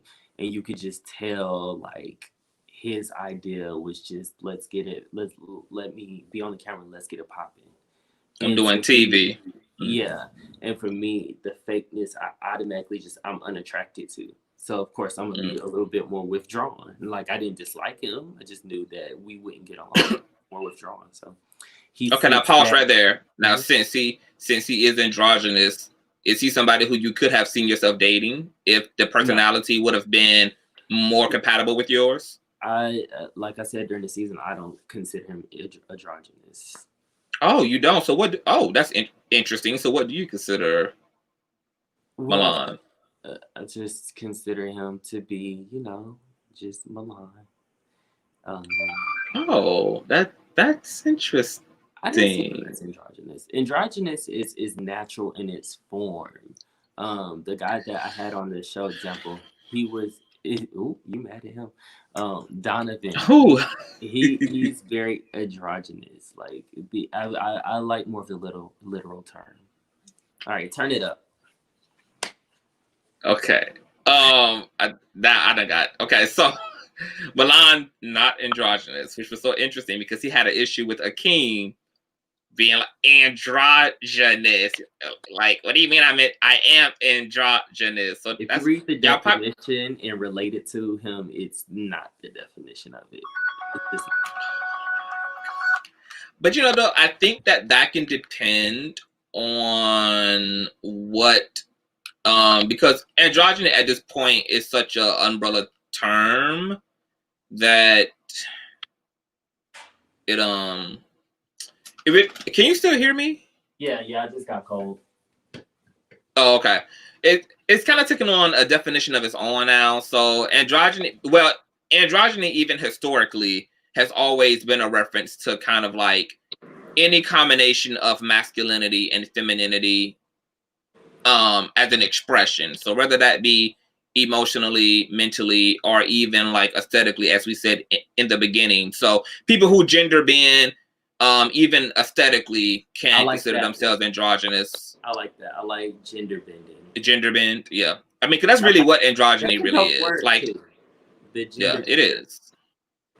Okay, so you didn't really mesh with him because he was extra as fuck, which translated to all of us. Like, Milan is extra. Milan knows he's extra, so it's fine. Okay, so y'all didn't mesh. But then we see a scene where you kind of like, you and Sherrod go left, but really the truth is if you look at what's going on without projecting your biases in, you actually was standing up for Sherrod, and Milan was the one who really was in the hot seat, but we didn't really get to see Milan get his due diligence from Sherrod because you were kind of being targeted instead. Yeah, in that scene in particular, it was a lot of different shady remarks made. Mm-hmm. The story was he was not at karaoke because he had went to the hospital for something. There was a shady comment. I don't remember and I don't speak on like Mm-hmm. I won't say someone said something unless I know exactly what they said. But Right. someone made the comment that had to do with him being in the hospital, and they made like a shady comment, relating his work, his choice of work to that. Wow. And Now, when you then, say somebody on the cast or somebody in production? oh well, the person in production told us where he was. They directed that, for that comment to come out because they said, oh well, Sharrad's not here because he's in the hospital. Do you guys want to talk about that? Like they do that. And that person who wants to be loud and boisterous made a comment about it. It was shady, and that was already like, okay. And then the second comment that just kind of just like took me too far was when he did say the boy was homeless, as was confirmed on your last interview. He said the boy was homeless. So for me, it was just kind of like I had just had a one-on-one with Sharrad, and that was in the deleted scenes. And so I just felt like, okay, I can't sit here and have a one-on-one with this person. And you okay? Go for it.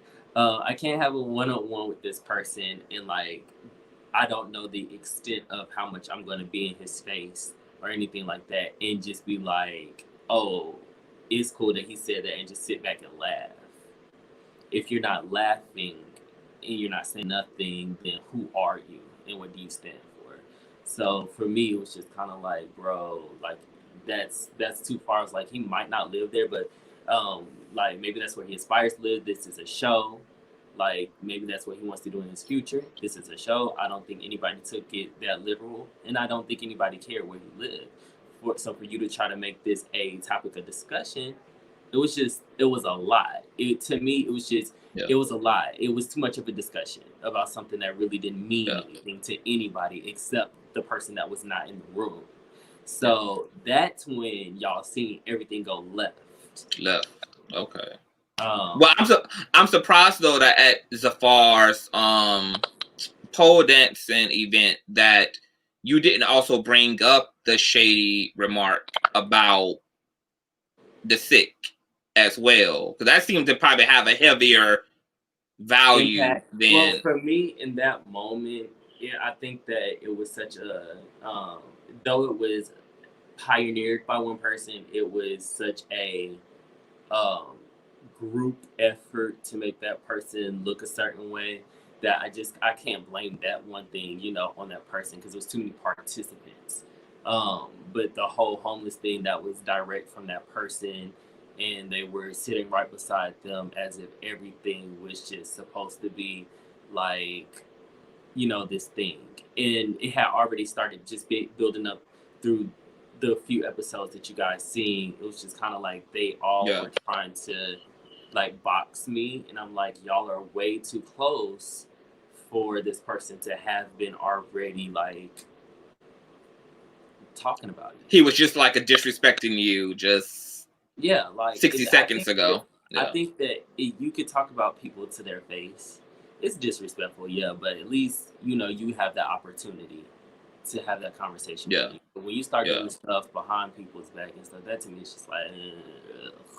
Okay, so let me speak to that, because that really shaped the way that I even interpreted that scene, because all of that is left out of the scene. Once I got the backstory from you, I would have had the same attitude toward Milan, because I don't like unnecessarily rude, unnecessarily messy ass people. We don't know each other. We're all coming into this together, and you already dragging somebody who's not even here to defend themselves, and I'm just meeting you. So I'm going to be now on guard, because if this is how you are outside of this person's presence, then hell, you're liable to be just as messy when I'm not around as well. Right. So I'm going to. If you would drag somebody that you don't know, imagine what you would do to somebody that you do know. And that is. And somebody who you're going to be in contact with. Like, you're going to have to be in this circle. Why not just give it a chance? Why not just first kind of. These things aren't secrets. A lot of it is in the deleted scenes episode. People just They choose to ignore what defends someone's disdain for a group of people or a situation. You get what I'm saying? Like people do it all the time. People do it all the time. You know, like Trump has how many supporters? And then just to say that, but people choose to ignore, you know, if it's not in support of who they want to support in the moment, and that's fine. But I'm not gonna shut up and just be like, oh, well, it was my fault because I was just so introverted and I should have talked to everybody and invited everybody into my circle and gave everybody flowers and daisies. No. Yeah. I mean, but also the way that scene was literally set up was like it went left because you interrupted Milan. No. And then you kind of, and it wasn't even like that. Yeah, it was, that's like interesting. The question was asked to the whole group. What do you guys have going on, and what do you have coming up? And everybody went into a circle and told their story and whatever. And the way it was edited, it was just it looked like I cut him off and said X, Y, and Z. Now I'm a conversationalist, so I don't do the whole talking at me thing. So if you're sitting here telling me what you have going on, if you're like, oh, well, you know, I have this interview going up on Thursday. It's going to be with Milan, and I just want to, I may interject and be like, oh, Thursday at what time? And so some people can find that to be off-putting, but that's called conversation versus showcasing or show and tell or let me talk at you. I'm a conversationalist. That's just how I talk. But these men, you can tell with the way they communicate in every scene, they don't have conversations. It's always this. It's you go, I go, you go, I go. You don't even get to hear what somebody says because you already made up your mind what you want to say. So there's no conversation points, and they weren't used to that either. So welcome to the world of professionalism. Okay, so transitioning from Milan. Let me say this. I wanted to really kind of harp on that point because I want people to really understand how much production and editing does have, like how much of that plays a role in how you see a scene, how you even interpret what's going on socially in these episodes. I mean, editing is there for a reason. So that I just wanted to make that point. Now, moving on to you and Sherrod. I know that you and Sherrod, y'all have gone through a lot at this point. There's been a lot of back and forth, to close that though, Milan ended up acknowledging and understanding how I could be so like not receptive towards her. And he apologized a numerous amount of times. It was not smart business for those apologies to be put on to the show, even though they were filmed. Drake Simber can attest to that. Anybody on the cast can attest to that. They were all there that day. Now, he apologized for what specifically? For taking me wrong. His words were, I apologize. I didn't realize that you are a standoffish person. You're very consistent in who you are. And I just came into it with the wrong attitude. And I should have better attitude. And me and Milan actually, I mean, we weren't hangout buddies and cool, but the way you saw us in the club, we were already at that point. You know what I'm saying? We were okay until the show came out, and it was more convenient for him to be who he is. Yeah. Right. Okay, so speaking of, I can hear you. I'm just gonna grab my charger because I didn't realize that we were on this dying. But I can hear you now. Oh well, you are a conversationalist. Of course, we were going to be here forever.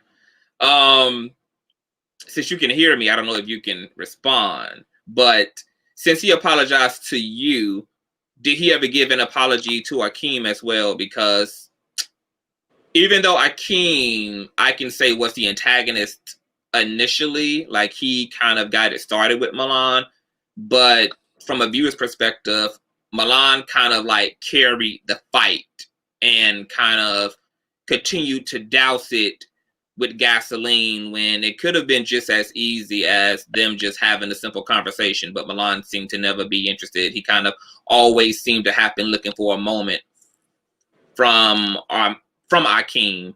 Is that your interpretation as somebody who was like behind the scenes with the bullshit?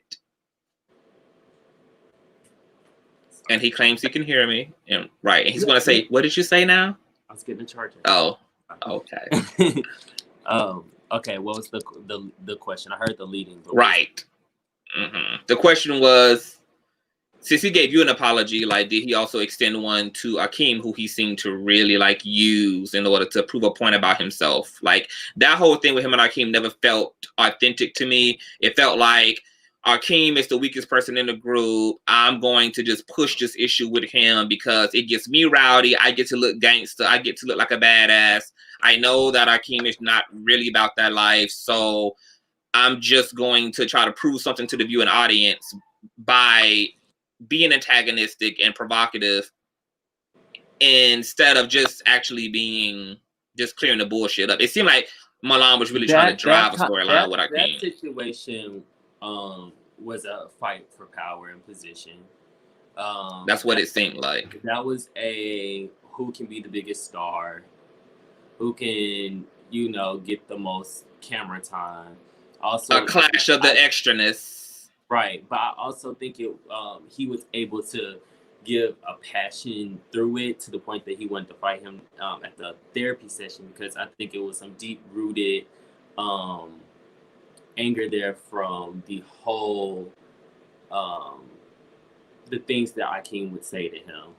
You know what I'm saying? Because Akeem, to him, you know, he said some very, like, raunchy, nasty things, and and they just be so random and they never make sense. But he said some raunchy, nasty things, and I think that maybe hit a place for Milan and what his upbringing was and where he came from. So it was just easier for him to use that fury to gas the fight for position. And I don't even think in that moment he knew what they were fighting, what that was that he was fighting about. If that makes sense. It does. I think Milan knew very well what the hell he was doing. I think Milan came to do TV. I don't think he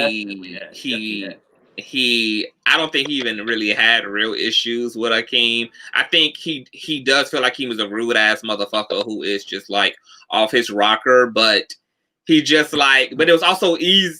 I mean, but also being a part of a show where everybody needs a storyline to be driven, it was also the perfect opportunity to just latch on to what was happening to drive it so that you had a reason to be in scenes and to, you know, have talking points. So it just felt so inauthentic. But moving on from that, you and Sherrod, what the fuck is this shit with you and Sherrod? What is it? Nobody really quite understands what really is it between y'all. Initially for me, it was I defended you, and in the moment that I defended you, you didn't trust that, and you tried to stomp on me. So and the type of personality that I have, once you cross me one time, there's really no coming back from that. I don't have to dislike you and say things and be nasty and rude towards you, but I'm not going to talk to you. You're not in my circle. I don't see you at that point. So with the whole homeless thing and how he just tried to make that into a thing, and that for me, that was the first and last straw. It's the way of a Sagittarius. That's just how we are. Yes. There's people in high school that I saw well after high school, and I'm like, oh, you're still alive? Like, don't speak to me. I don't like you. I didn't like you then. I'm not gonna like you. So what was it about it though? Like, what was the breaking point in that whole thing for you? Like, what? He for one, he didn't want to accept that when I was trying to have your back, which is fine. But then when you go the extra length to try to smear my name or defame my character, or, you know, just try to build a little storyline off of me, it's like, it's so distasteful. It's so distasteful. And he has this thing that people finally get to see during second season, is where he tries to sexualize everything and everyone around him, just so that he feels better about himself and what he does. Now, when you say sexualize, expound upon that a bit more. When you say he tried to sexualize everybody around him. So with our particular situation, the whole showing the messages thing on camera and doing all of that conversation was a year old. We had never met up. It was completely irrelevant. It made no sense. There was no reason for it. It was just it was irrelevant. So all of the comments and stuff and the things that I was saying, it came after that. So like, it's not like I ever discussed him in that way before that was shown. Why? What was your point of showing it? Well, this was the point. Me and Charlie were building a situation. The cameras were following me and Charlie, and he wants to be on the camera at all times. If he feels threatened and his position feels threatened, then he does whatever he has to do, manipulate the situation to do whatever he needs to do. And that's what he did. And that to me, it's just kind of like, we're not in the same world. We don't do the same things. You know what I'm saying? Like, everybody has, what they do in the privacy of their own home. And that's why it's called privacy.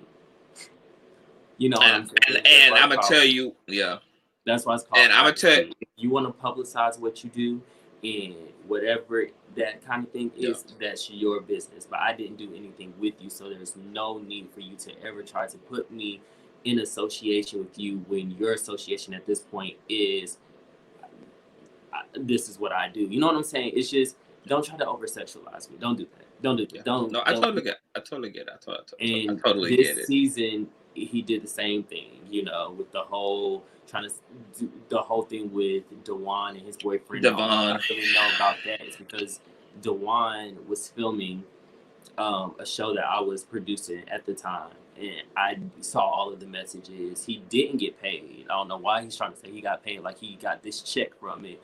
He didn't get paid, and he was only offered $20. So it's not $40, it was 20. He never got paid, and it's sad. But that has nothing to do with me. It's just the whole sexualizing people thing that just irritates me about him. Like, you keep saying you want to step back from, the sex industry. You want to, prosper as a model, dancer, whatever, actor, whatever it is you're doing this week. But the only thing you ever use to try to catapult your career and to bring attention to yourself is that. And you're not even making money from it. So the whole thing of sexual work in that conversation is irrelevant to your life because you're not even making money from it. Because if you were, you wouldn't need money to eat. You wouldn't need money for haircuts. Well, if he's not doing it anymore, then he would need. We found out that season he was still doing it because he had went on a cabin trip and it was shared amongst the group. So here are some of my thoughts because we are going to move on. Some of my thoughts about Sherrod, and that is, I feel like Sherrod, because I told Tremel this too. I feel like Sherrod's issue wasn't what he was doing. I feel like his issue was the judgment that came because of what he did. That's why, because you only will keep doing something if it's in fact what you actually want to do. So the fact that he kept doing it was communicating to me this is something he wants to do. But what he maybe don't understand about what his frustration is I hate that other people judged me and maybe even judged me more harshly because of my occupation.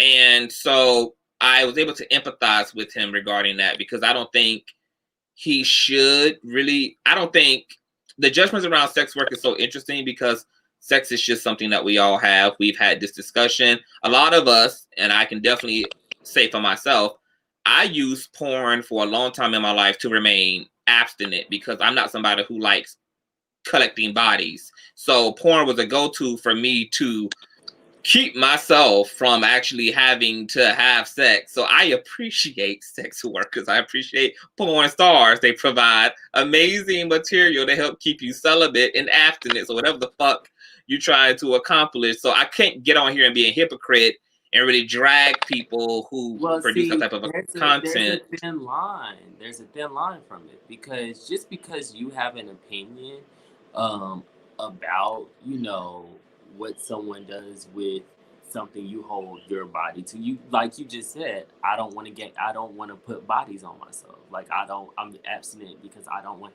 You hold yourself to a standard. You have a value about your temple of your body. So it's not the same thing. Like you watching something. Not me. I don't watch porn. It's not my thing. I don't really like it. But you watching it is not to say that you would want to associate yourself with someone who has those same type of morals and values. That's not hypocritical at all. That's just what you decide to do. That's just your activity, what you're doing in that moment. That does not mean that's what you live by and that's what you do. This is an extreme thing to say, but it's the easy way to put it. Just because you play Grand Theft Auto and you running over innocent people There you go. love does not mean that you're in fact a sociopath. You know what I'm saying? It's That's not the same true. thing. What you do for your entertainment in the privacy of your home and you decide to share with us on YouTube is what you do. But what you the character that you are behind closed doors and in front of the people you actually entered, being in that moment, is who you are. So it's not the same thing, but people will argue all day that it's the same thing. It's not the same thing. Well, I want to say this too.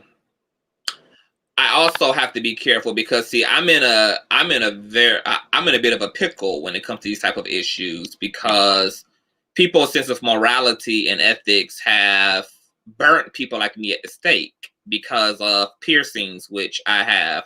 People feel like that's immoral to do with your body. Tattoos have had a big, like people have had like a big long time standing against tattooing the body was considered, sinful. And so there's all these ideas around body and agency and where it all fits. And so for me, like I'm not one of those hypocrites. Like Sherrod is a porn star, I tattoo my body. Somebody can make an argument about the way I should be treating my body based upon whatever their ethical ideas or moral ideas are, which is fine. But for me, I have to like give some leverage to what it may mean for someone to use their body however they want, because I want to say this part before you go. Yeah, go ahead. Sorry. I don't think everybody who also participates in sex work is broken, even though I will agree that probably a good 75 to 80% of the industry is filled with people who have really deep emotional issues. And I say that based upon listening to a lot of interviews of porn stars talking about their upbringing, and they've been raped and molested, and they've had a lot of issues and traumas, and that led to that. But also, there is a small amount of people who participate in sex work who are healthy people. They enjoy sex, and it just makes logical sense to just make a career out of what I love to do. Just kind of like you're making a career out of singing. Somebody's making a career out of dancing. Somebody's making a career out of modeling. There are people who love sex and say, hey, this is what I love doing on a regular basis. Why not also get paid for this, make a career out of this, and go on with my life? That kind of stands with my point. It's not what exactly you're doing and the level of sin or whatever it is. It's the mental integrity that's behind it. If you're doing it because this is your passion and it's what you want to do, that's one thing. But to have no integrity while you're doing it is a whole other thing. And that's all I'm gonna say about that. Okay, so what you mean by integrity? I agree with what you said. There's a mental space. Are you getting tattoos and piercings because you want to feel the pain? You want to see blood deplete from your skin? Like, are you doing it because it's an artistic value that you want to push forward? And the same thing with porn. Are you doing it because you absolutely need money, you're desperate, and it's just your body, you don't really care anyway, so just go ahead and put it out there. It's just this one time, or it's just this 2 times, or now it's just 3 times. Or are you doing it because, I love the way, the human body looks when they're exalted with other human bodies. You know what I'm saying? So someone exalted with other human body. I love it. It's just really about your Okay, so let me ask you your thoughts about this then, and then we're going to move on for real. So what do you feel about somebody who uses their body to pay a bill, to get a resource, but are also doing it safely? Like maybe escorts, like maybe somebody who's like, okay, well, I'm going to do this, but I'm going to do it safely, and I'm going to do it with a purpose, which is to pay my bills or to avoid this crisis moment, like getting my house, like not getting my rent paid, whatever it may be. But they take safety, since it seems like a big part of your concern is safety and people actually having some type of love in themselves, which you feel like some people may lack. it's all about integrity. It's all about going into it's the Mhm. same thing. It's all about integrity. It's all about going Okay. into that space with the mental and self-affirmation, Mhm. knowing who you are, why you're doing it, and loving what you do. Like, I don't care what anybody does. It's you just have to do it with some integrity. Do I personally think I would do it, and am I in that situation? No. Um, do I purposely befriend people who work in those industries? No, it's not my thing. Because there's such a dissonance of, belief of, self-love and how we value our bodies. But it's not my Mhm. job to push my opinion and my beliefs on you. I don't care about that. Because guess what? We all make choices. I don't have to be around you if I don't want to. But I also just think that that's an interesting that your view is just very interesting in terms of like value, because I think about sometimes how like people who do sex work are kind of like in a way pawning their body. And just like you can like pawn your smart TV or pawn your lap, you can pawn something that means something to you. But I think it's logical, and I think it's logical to put a price on your body if you need something. Even though I have never been in that position, and I You would can never get be in that plenty of smart TV. position. There's more than one smart TV. There's more than one laptop. There, there is more. That but was a cute one though. No. Well, you know what? I'm trying not to get too intellectual, but let me just fucking go here real quick. Go there. My issue with a lot of the judgments that come that a lot of the judgments about sex workers, my issue is that we really can't have an issue with sex workers when we exist within a capitalistic bubble, because capitalism is totally built off of the idea of literally putting your own self-interest first. Yeah. And if that means abusing any other ecosystem or abusing or offsetting any other dynamic, then it doesn't matter. It's all about self-preservation. So, and I think about how we don't think about the fact that we buy these iPhones and these MacBooks for hundreds and thousands of dollars, but then there's some like African kid who's gold mining in some fucking cavern for like 20 cents on the penny, like just to give us this luxury item while it's totally enslaving and driving a whole nother community and reinforcing poverty somewhere else. So it's like when you live in that capitalistic bubble, it's like, well, of course people are going to sell drugs. Of course people are going to sell their bodies, because at the end of the day, what we're learning now is that the world is nothing but business, and you're selling something even if you're not selling your body.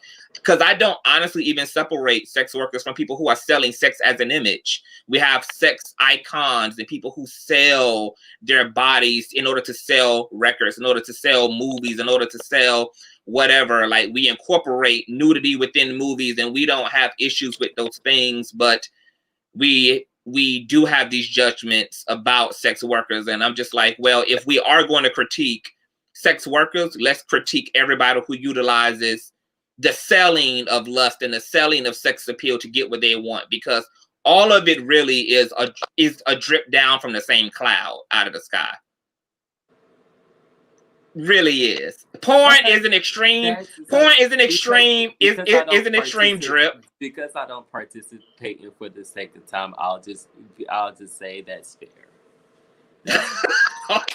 Oh my God, we got to a fair. I'm actually proud. Okay, fair. Okay, let's moving along. So you and Tremel are like just journeying through this whole thing. I really, honestly, I didn't care for you initially before I got to know you, but I appreciated y'all's friendship nonetheless, because y'all seem to really have had each other's backs. I know you found my interview, so before I get into specific questions, tell me about how you found me, and then what is it that happened in our interview that got us here? Okay, so during this season, people that I'm around normally, a lot of my friends, they didn't understand why I befriended Tremel, and they just didn't, they didn't care for him. And I always, defended that. So people were always kind of like, you need to distance yourself from him. that's not really someone that's for you. He's just by you. And I don't listen to people. Like, I have my own state of mind. Really care. But what would make them even say that? Because a Tremel doesn't even come off at all as that kind of a person. It depends on who you are and if you know me or if you don't know me. But anyway, fast forward. Because I would ask the same thing back then. But I mean, they said that that wasn't the only thing they said. They also was like, you need to quit. You don't need to be on that series. That is not for you. Oh, okay. People of that caliber. Just throw the whole thing. Yeah. Throw the whole baby away. Okay. Yeah, okay. Throw the whole thing away. So of course these people are always gonna be just like me, trying to prove it, you know. So they send me receipts all the time. Anything that goes on that my name is a part of, they send it to me. And so this particular situation, it was like, Cordae, did you hear, you know, the amount of, you know, shade that went against you, blah blah blah, in this interview? I was like, no, I just choose at this point not to watch. All of this stuff is toxic and blah blah blah. Yeah. Well, you should really watch it, blah, blah, blah. So, again, I was driving home from, Charlotte. Was I driving from Charlotte to Atlanta? Yeah. Atlanta, or was I? You was on your way to Atlanta. Okay, so I was on my way to Atlanta, and it was super, super late, and I was so tired. It was really, really late. I can't remember what time it was, but it's on the receipt. It was late, yeah. Yeah, and so I was like, okay, well, maybe this will get me through the ride. So that's how. And boy, did it. The boy did it. I ended up watching it, and a good 45 minutes of it had to do with me. I just saw so many different things that I was just like, this is gone very, very far, and this is really just like, come on. So explain some of those gone very far. Like, well, what? Because first off, I'm always going to react to the person who says what they say. I ain't going to react to Tremel for what he said first, because it's your page, your interview. So that's when I was like, I said something to you because there was the conversation about suicide, and there was a comment made that surrounded basically narcissistic people, like put their woe is me. They put that whole thing, that narrative out there to get people to feel sorry for them or whatever the case was. And I'm like, okay, so first off, I would never do that because I have a history with it. My father in particular. So that to me is just like below the belt. Yeah. And then on top. So hold on. So before you go into that, let me put my comment into actual context. Because when he went into save your ass. Well, I'm just being Cordae, saving my ass, honey.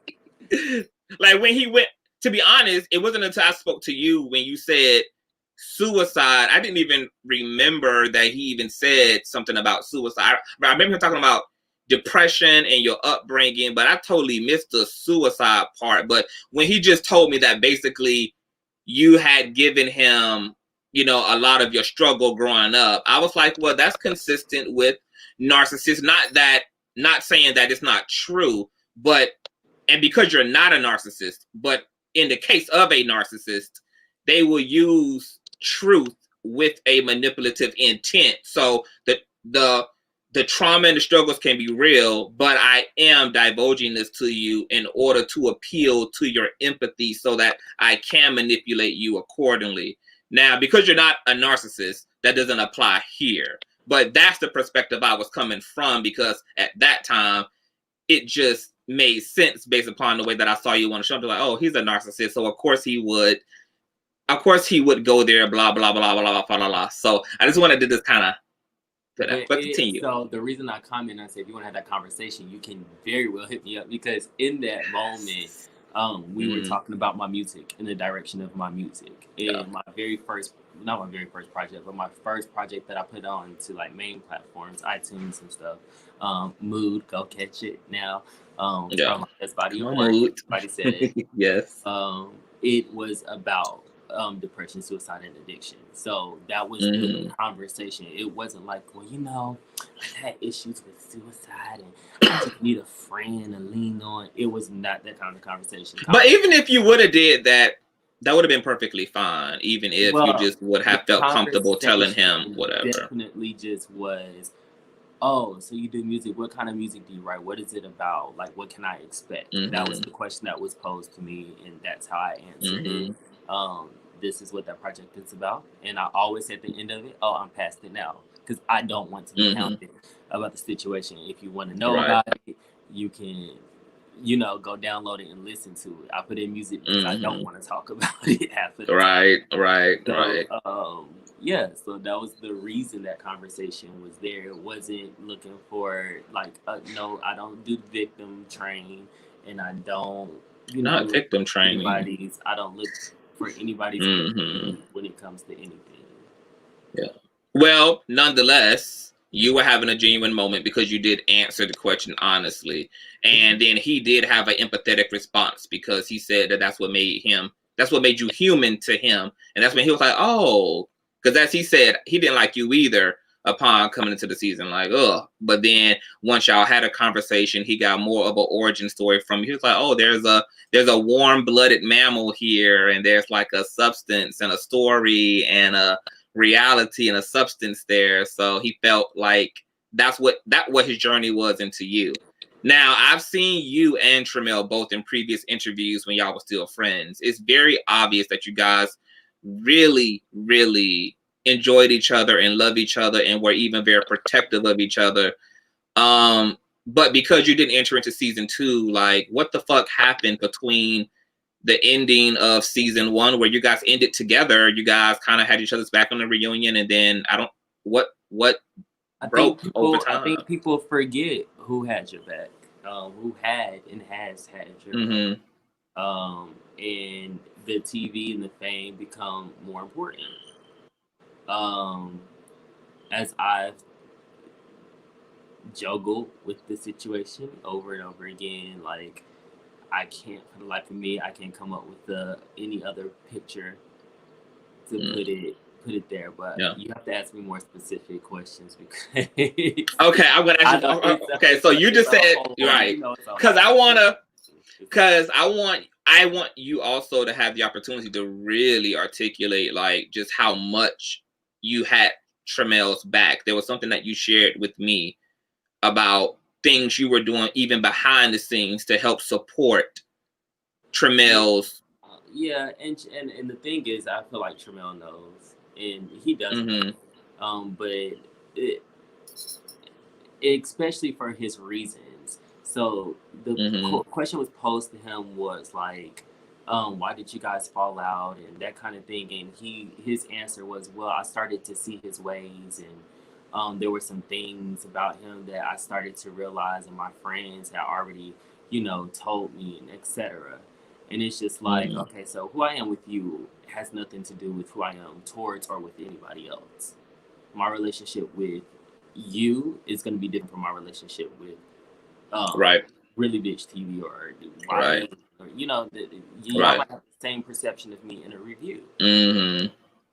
So which is why I was a little surprised that you even wanted to have a conversation, since you kind of had such a like negative experience of the interview. Intellectual mind.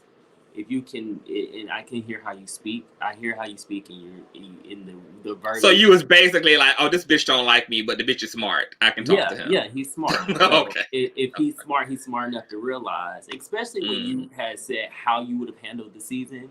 Like I was like, "Okay, well, bitch, that's exactly what I did. Right. You just tried to tell me." Exactly. So I was like, okay, so we definitely have a conversation. But even in that moment, like I said, it's just like things that he has started to say and do. A lot of his actions have been cowardly. They've been hypocritical, highly hypocritical, and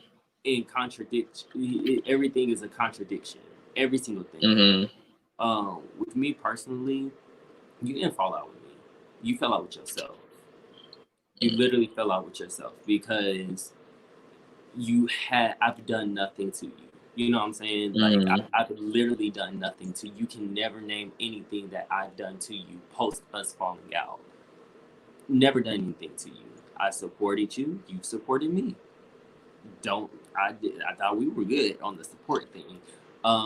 During the season, people took an interest into me. People wanted to interview me. You were upset that you didn't get a certain amount of green screens, though you filmed a certain amount of green screens. I fell out with the person I was dating because he didn't give you those green screens. We fought many times because I fought for you in my home. You know what I'm saying?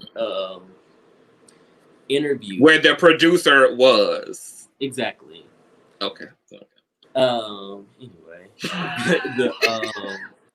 there were interviews where people wanted to interview me. They only wanted to interview me. I said, no, we've interviewed before. I'm sure we'll interview again. Interview Tramel. So it wasn't that I give you anything. It was I supported you enough to say that you deserve to be heard. So let me push you in front of people because that's what friends do. You know what I'm saying? Regardless of what your idea of us being. But can I say, I just want to take my hat off to that. I mean, that's really commendable because even though there's still those type of friends in the world, they are becoming more rare and more rare. So the fact that you even was look at Four in Dre Simber, their whole fallout literally is just because of camera time and them not being appreciated. You know, their whole friendship. And allegedly, they've been friends a lot longer. So for me and Tramel allegedly to not have been friends, I thought we were friends.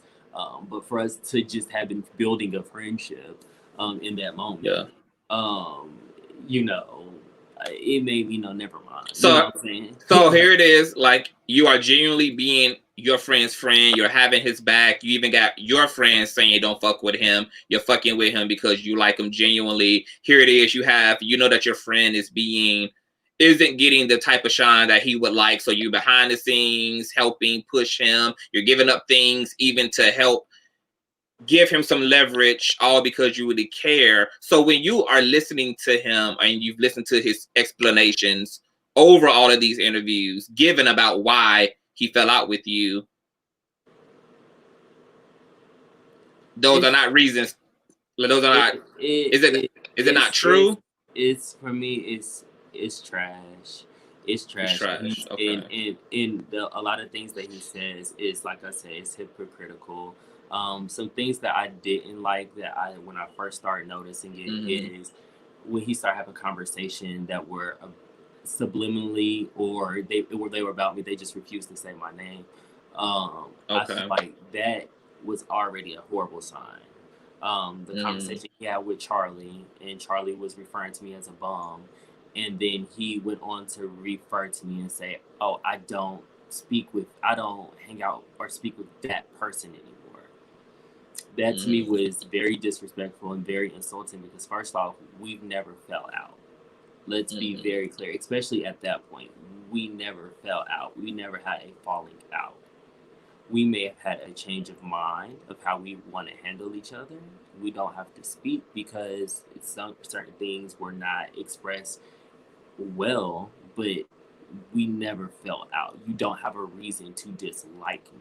You might have a reason not to feel comfortable to continue on being friends or hanging out, but you had no reason to dislike me. You had no reason to feel like we fell out. And then even more, you have no reason to disrespect me over 60,000 people. You know what I'm saying? Like, you let someone call me a bum, and then you cackled and laughed with them. And then you referred to me as that person because you were so much of a coward that you couldn't even say my name because you were scared of being depleted from the show for still defending whatever character was left to people of you know what I'm saying? So you obviously kept trying to distance yourself from me on the show. You shouldn't. If you're strong enough as a solo act Come on, solo act. If you Effie, you don't have to talk about me. You don't have to refer to me. You don't have to subliminally have a conversation that is about me if you're strong enough by yourself. I shouldn't have never been discussed, and I would have felt no type of way not being discussed. You know what I'm saying? So what response would have worked for you in that moment with Charlie? Like, what would have been okay for you? We don't need to have that conversation. That person is not here. There's no need for us to even talk about that. Because for him to just have shut it down. Exactly. So apparently from what the interviews that he has done and the things that he has said in the past is, you know, he wants to focus on himself and he wants to shine bright. This is, I've always pushed your moment. Always pushed your moment. When you said you wanted the model, there was one person saying, okay, I'll set up a shoot for you. I'll do the styling for you. You just need to show up and model. I've always pushed you towards your moment. So you don't need to mention me to have your moment. Like, there's no reason for you to mention me at all. The next thing that really annoyed me was the whole makeup with him and Sherrod. It was just kind of like you blamed that whole situation on me. You said out of your mouth somewhere along the lines of, oh, well, we weren't able to kind of build that camaraderie because of the people that I was associated with. I expect that from Sherrod because Sherrod's definitely a deflector, a victim. That's his personality. But from you, it's kind of like you blatantly know that, one, Sherrod didn't have an issue with me after we fell out about the whole thing and we did speed dating. The next scene, he apologized to me. I accepted the apology and we moved forward. That's why you never saw me and Sherrod fall out again throughout the season. Until Sherrod starts saying disrespectful and slanderous things about Tramel. And so, someone that was close to me and a friend, now we have a problem because you're talking about someone who doesn't really too much speak up and say things. He is a very neutral body, in my perception in that moment. So I'm boisterous. I'm gonna say what I want to say. I know who you are, so let's go. You know, all gloves off when it comes to my friends. You know what I'm saying? So for you now you knew that. Like, you knew that. There's a whole interview that was a rebuttal from Sherrod doing an interview on Royal Couch, and then me and him got on camera and we just, went off or whatever. Yeah. And it was in defense of Tramel. I think that it's safe to say that we all actually can say that now, seeing that you even had Sherrod's back and you didn't even know Sherrod like that at the time when it came to the Milan situation. So of course that quality was gonna be amplified in your friendships if you was defending somebody who you barely even knew. Yeah, definitely. I get it. Me and Sherrod did not have a problem until you had a problem with him. Now that's when it went a little further. He started disrespecting me directly, and I had to get in. But you know, yes.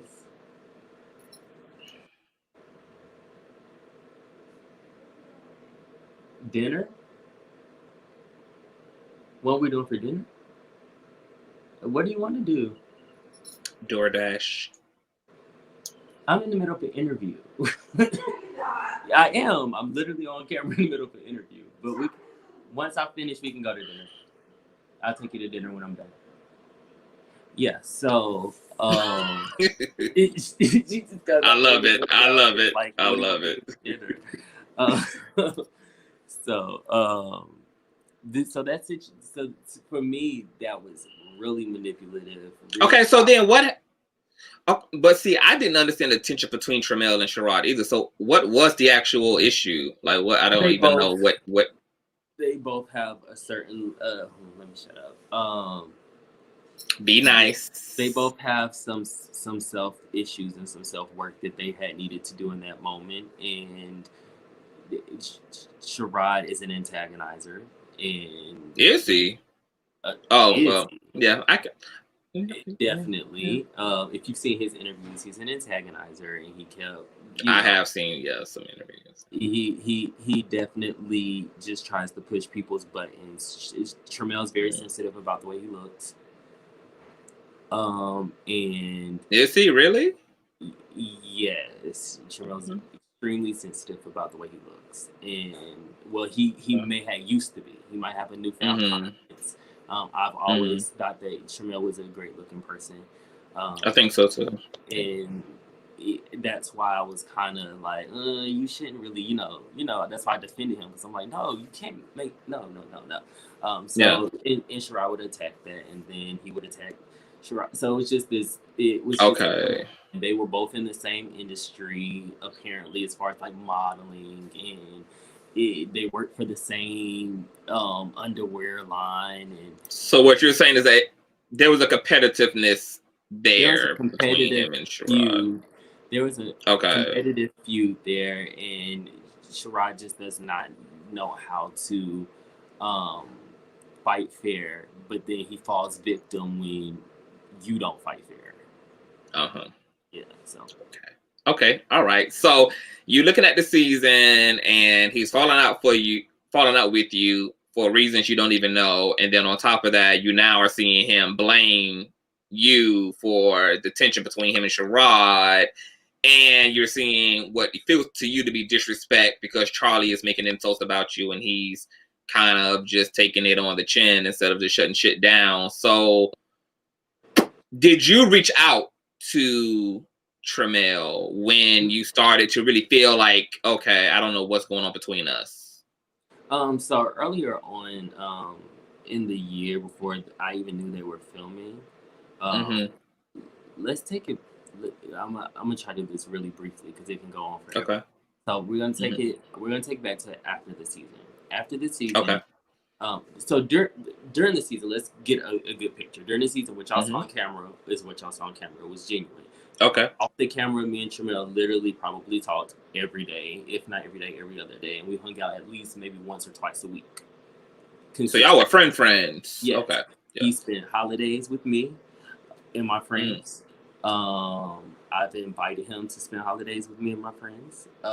So apparently we weren't friends though. So I don't know that friends that just spend Christmas or Thanksgiving with friends, that just with associates, people they're getting to know.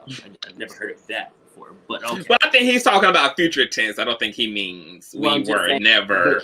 But here's the thing, though. It's irrelevant. If I'm your friend, I'm never going to speak on you as if we were never friends. Because guess what? We are friends. So there's not a person I'm going to be like, well, we weren't friends at the time. We were just getting to know each other. If we're friends, we're just friends. You know what I'm saying?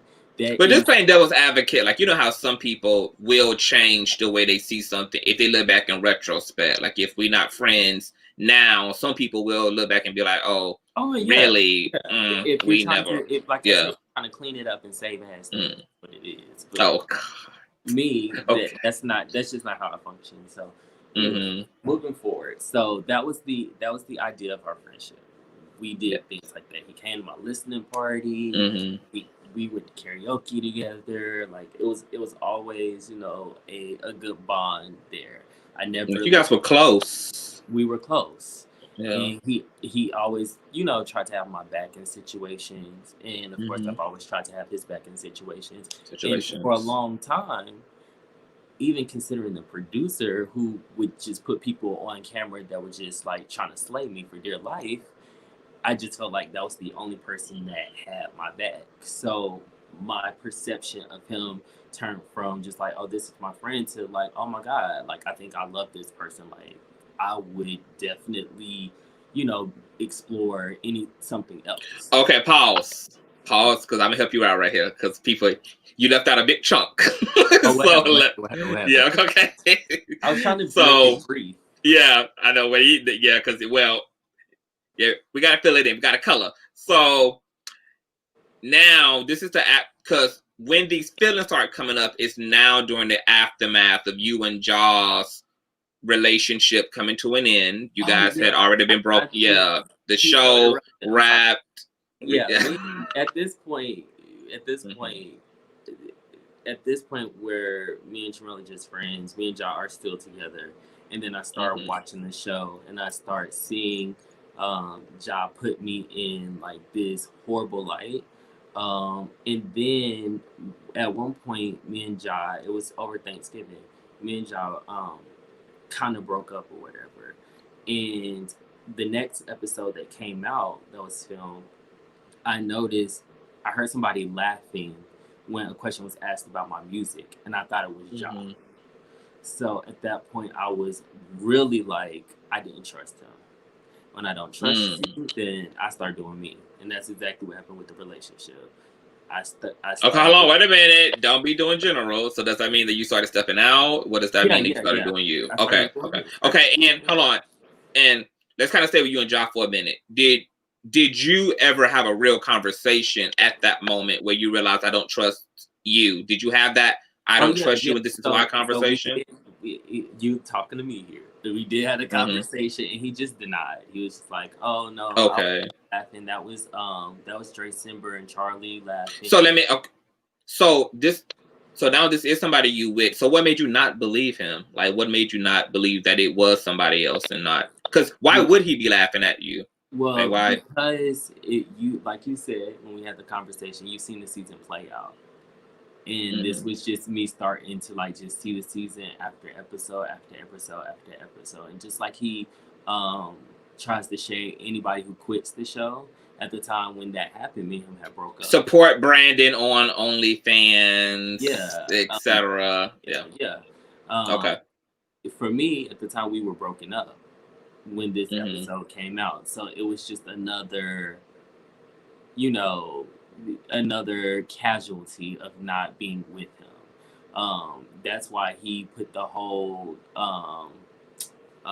confessional of Krishan saying that he wanted Ja on camera. He would have never put that on camera if we were together. That was kind of weird that was there. It made no sense. It was a clapback to you. Yeah, you were cutting people's confessionals of meaningful information, and you're putting these little things in there just to try to get my attention, try to purposely like. Okay. All it did was it killed the trust.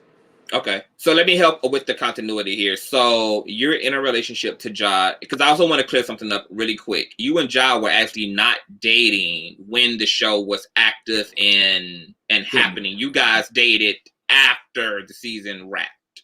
Correct. Okay, so we can dispel any rumor that you had favoritism and that because you was fucking production or with production that you just had, access. That wasn't the case. You was just a cast member. He was just a producer, and it stayed like that until after season wrap. Got it. Very, very early on. This was actually, I want to say right after the Pillow Talks situation. I remember walking I was on my lunch break and I was walking into Starbucks and I was texting John. I was just like, I just don't know if I'm for this series. I feel like I'm being super boring, blah, blah, blah. I don't think that, I fit with these guys. And his exact words, I don't know what you're talking about. You're the Beyonce of the show. So very, very early on, he decided like within himself that he wanted to make me a front runner of the show. Right. Which is fine because all producers... which is fine because all producers have to do that. You have to figure it out. And I want to urge to people to take this with them anywhere they go, especially in the entertainment business. Preference and favoritism is not against the law. It's not against EEOC laws. You can't sue somebody for it.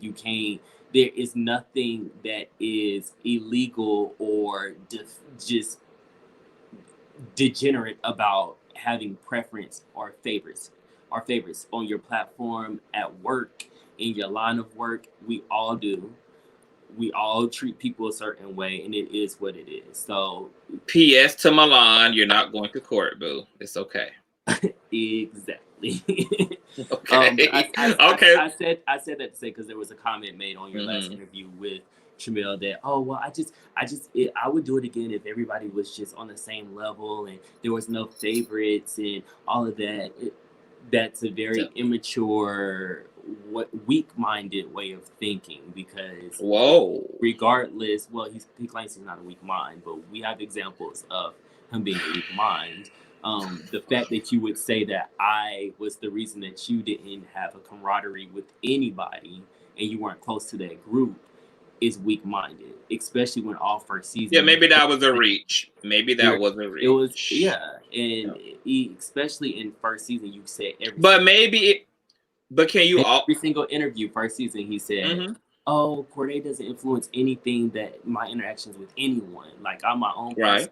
I do my own thing. Blah blah blah blah blah." So, but I felt like Tremel stayed true to that too. I felt like he had his friendship with you, and he was still trying to be reasonably engaged with I did too, but apparently everyone else. But just to play a little devil's advocate, I can say, do you think it also could be true that because of the show and because of obviously the other guys weren't your fans either, could it also be true that they were kind of prejudging him on some level as well because he was close to you? So it was like we're gonna keep an eye on Tremel ass too because because we were all the reason I said it is because we were all in a group.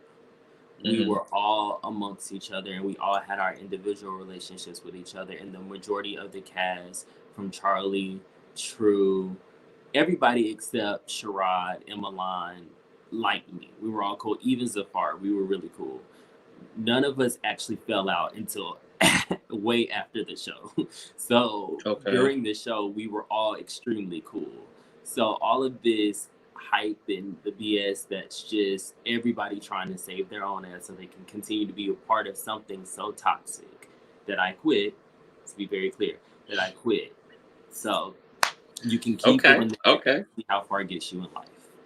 Okay, because we're gonna fast forward back to Tremel, but so now you're experiencing breakdown. You feel he's kind of shaded you in a way you don't appreciate. You start stepping out in the relationship.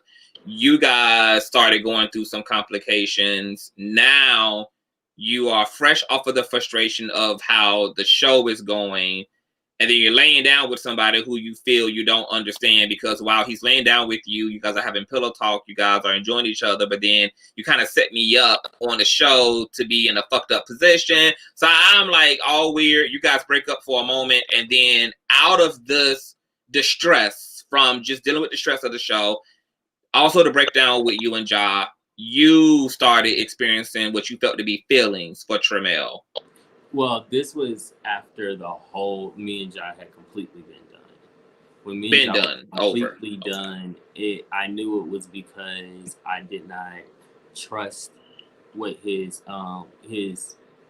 what he was doing, and the lack of support to it's just like morally and all of those things. Tremel had more of my back in a way that I thought Josh should have had my back.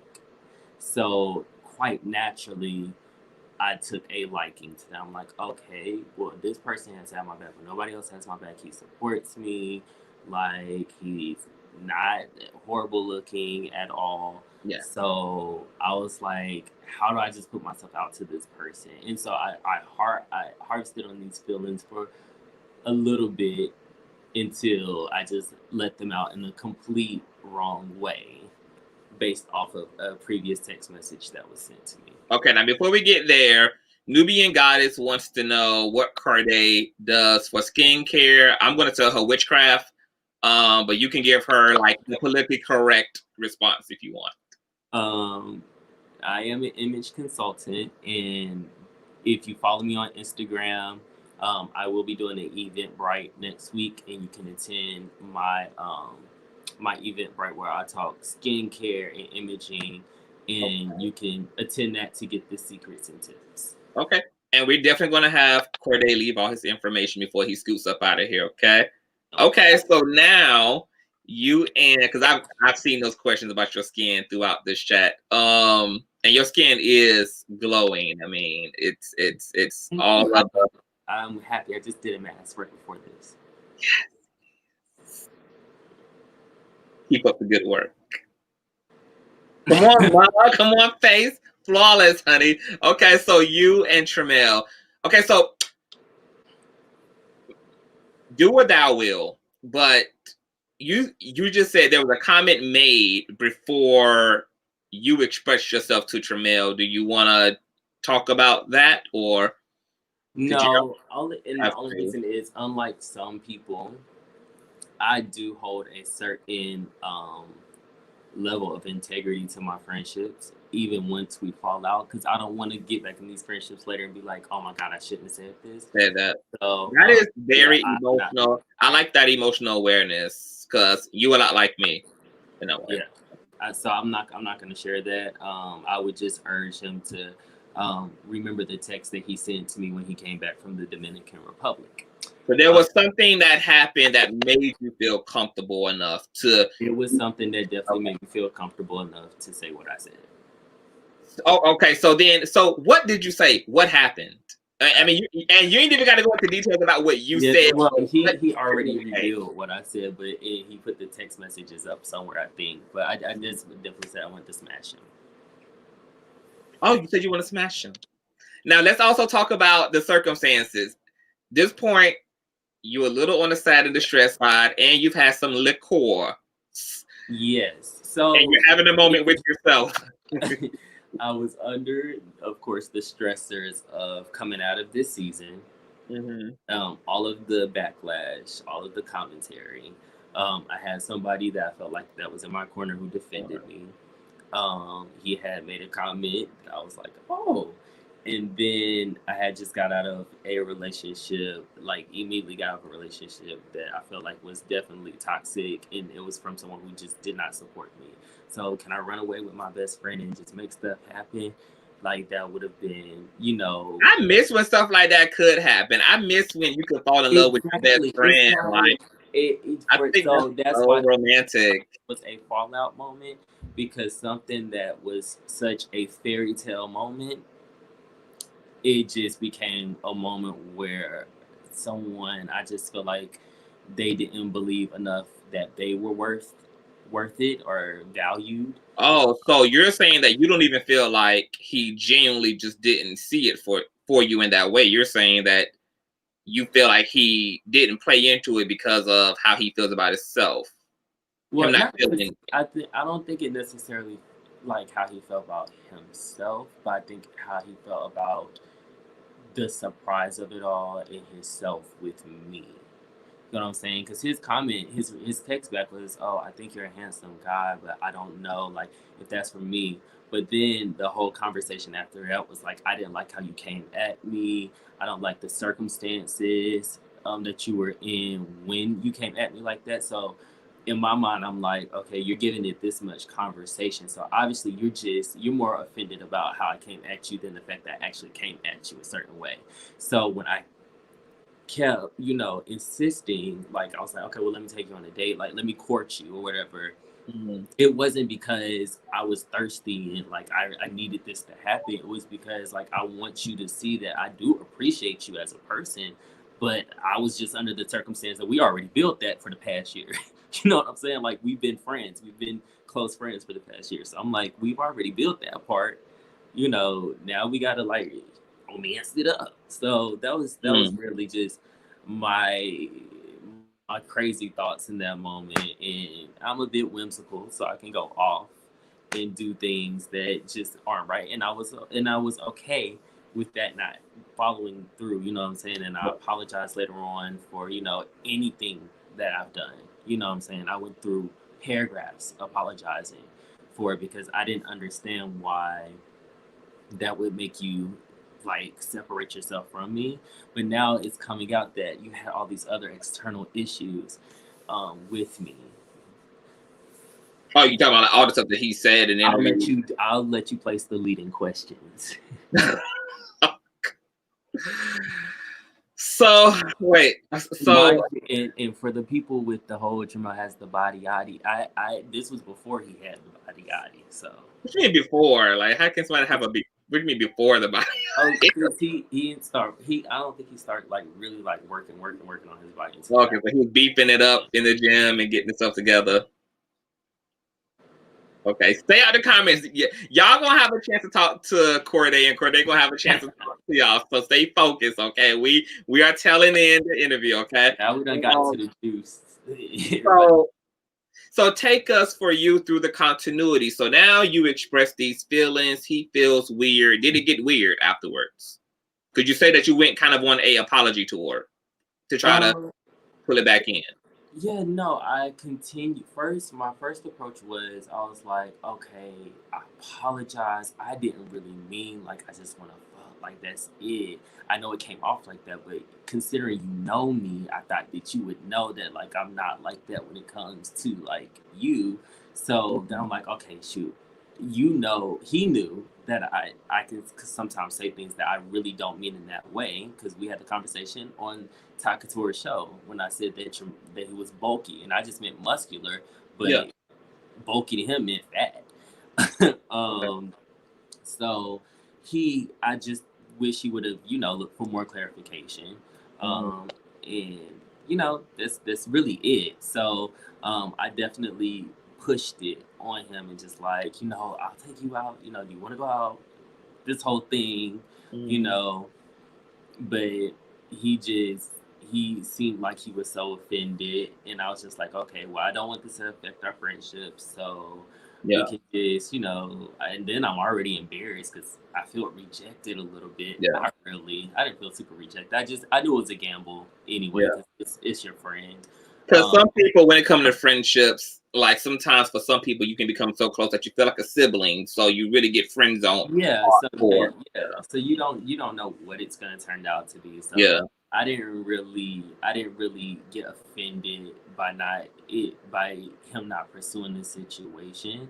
I got more hungry to go to a situation because he just did not seem sure that it was the fact that it's me and him. It seemed more he was just not understanding where it came from and if it was genuine, if it was just out of raw emotions of where I was in the past. Yeah. But I mean, he wouldn't have known that. Like, I had been done with Jai long before we broke up. Like, when you're with somebody, it takes you a little bit before you make the final decision. But sometimes mentally you're so far over it. And maybe he didn't understand that I saw him as someone who was just completely just the only person that was there for me in that moment. I was doing a million things. I don't think a lot of people would find that odd or illogical. I mean, literally, like some of the greatest romantic stories are birthed out of friendships and these type of epiphanies and moments. So it's not an uncommon thing. So now things are awkward. So what happens next? You've expressed this. What happens after this? So we just became distant. Okay. And I was not mad at that. I understood it. I respected it. It is his distance and it is his choice.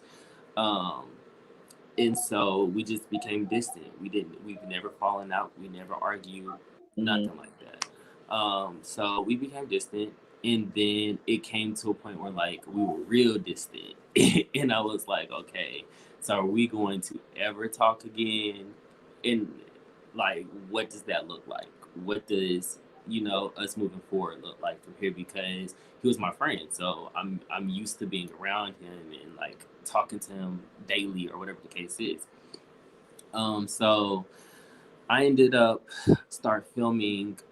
producing a show called Elite ATL. It has some of y'all's favorites on there. True was on there. Okay. Dewan, which is Devon's boy. Have True and Dre Simber made up? I think they made up a long time ago. That fight was like a bad fight for them. So I had some Dewan, True on there, and then some new faces. Trey Love was on there. So we actually, we filmed a lot. Like we had like 8 scenes left, which is literally just 2 episodes worth of scenes, probably. Not even 2 episodes, like an episode left. So we really almost completed the whole thing before I cut ties. But I wanted to have a conversation with Jamel about like what was next for our friendship. And that was my reality. And so I did pose for us to have that conversation on camera. At first he was down to do it from what I heard. And then, from what he told me, he was down to do it. And then after that, I started hearing from other people, it was a problem. For me, it's like, well, at least I'm trying to have a conversation. You're not trying to have a conversation at all. Like, you haven't hit me up. You haven't actually meet up with me. So it's what it is. So I didn't entertain, the backlash that comes with that. So did you entertain also speaking to him off the camera, since, like you said, it's a conversation anyway? So, well, no, because he didn't physically come to me and try to have a conversation. You know. Okay, so my question to you then is, how do you substantiate the things that people said that he said? How do you know that he really said those things? Because at one point he was in the car with Gardini was in the car with Tramel. Because Gardino is actually going to work a part of my show as well. He was going to do the after show, but he was a part of like some, supporting parts and production parts for me. And he was like, that's something that we definitely needed to do. And he was in the car with Tramel, and Tramel basically, I guess Gardini came back to me. He was like, he FaceTimed me, so I know he had talked to Tramel. Then he came back to me. He was like, Tramel, he wants to have that conversation. I'm gonna set it up. And then it came back to me from Carl, which is one of his closer friends, that he didn't want to have the conversation on camera. Then he told me that he didn't want to have then Tramel told me he didn't want to have the conversation on camera. And for me, it just started to kind of feel like, because you're filming with Ja, you didn't want to have the conversation filmed with me. And now that I'm watching the season, it's very apparent that any association with me would have depleted your time on GSTATUS. So you felt like it was at that point a conflict of interest for Tramel, because he's on Ja's project, but making up with you might be a point of contention with Ja, who you are no longer with at this point, and y'all had kind of a bad breakup. So yeah. But even with that said, before that even happened, Ja and Tramel said that Ja said that he wasn't putting Tramel back on the project. He was born for the project. He didn't see it for him. And Tramel had said that he wasn't doing another season. If he did, he would do little cameos, but he ain't gonna really be on the season. So that was already, like, for me, I was kind of in the middle, and I'm like, okay, well, I quit, so it don't matter to me at this point, because I quit. But yeah, so to me, it just made no sense as to why that was such a big deal. You're not getting paid. Now it turns out that it was, the whole thing is trash and everybody's Mama hungry as hell, honey. That was my nephew. Okay. The whole thing is trash. Everyone's quitting. It never really was about you throughout the season anyway, in a good light, or whatever the case is that you said. So what was the point? What was really the point? So to me, that's what it was about. And now it's kind of like, it meant nothing. It really, really meant nothing for you not to have that conversation. You didn't try to have that conversation with me outside of the camera, because you never called me. You got my number. We talked every day. But it was seemed to me, though, at the same time, that, like, if he's the one who's feeling awkward, I can also see him not being the one to be so, like, so proactive about having, because he's already the one who has the problem. So I wouldn't if I was in your shoes, I probably would have expected to kind of have to go after him a little bit more than it's him going after me, because he's already the one who's already feeling distant for whatever reason. So yeah, and I initiated those conversations, like I said earlier on, before we just kind of had that ghost and that kind of silence. He also claimed that, he doesn't see me nowhere, he don't see me out, and that kind of thing. But and that's why he said in an interview, and he also alluded to it in an interview with you, was, oh, he does not see me, he don't see me out, he don't have to deal with me. He doesn't deal with me like that. But the last time I seen him, literally, we were filming the show, Elite ATL. This was after the whole dispute of, should we have this conversation on camera? We were both going to a show for Denzel Phillips, and he saw me. We were both happened to get out the car at the same time in the parking garage. He saw me in private. Well, Carl was there and T-Dream was there. And he didn't do anything, he didn't say anything like wrong, or like, oh, I don't do you like that. He came up to me, he hugged me. I walked towards him and I walked towards him and we hugged. And it was just kind of like, if you don't really fuck with me like that, then you could just acknowledge my presence and kept it moving. Same thing. So it's so surprising to me that it's like, oh, you started to watch footage back and now all of a sudden you don't really fuck with me like that. No, bro. Like, you literally saw me after the fact. And come on. Stop. Could it also be that some people have been raised to be like super cordial socially, like obviously? No, you don't turn around and go out your path to do that. You get what I'm saying? He had already walked in front of me, going in the door. I was back here. I can take it. I can also see it as a respectful gesture, though. Like, I mean, I'm not gonna like act like you my enemy, but on camera. It's no excuse for it. It's an excuse to be cordial if you're then going to get on camera and then not talk about it. You know what I'm saying? It'll be an excuse to be cordial if you're then going to get a camera and just be like, yeah, we just went our separate ways. But when you get on camera, you try to make it seem like, oh, because of what I said to Shirai about going to the clinic, and that's what made you see me different. I think he said that it was like a lot of little stuff that ended up kind of. But did he not make that same? That's what killed me about the whole season with everybody. That's why I don't entertain that whole conversation, because the very first scene, him with Shirai, he definitely said it made it a point to tell him that he needed to be in a clinic.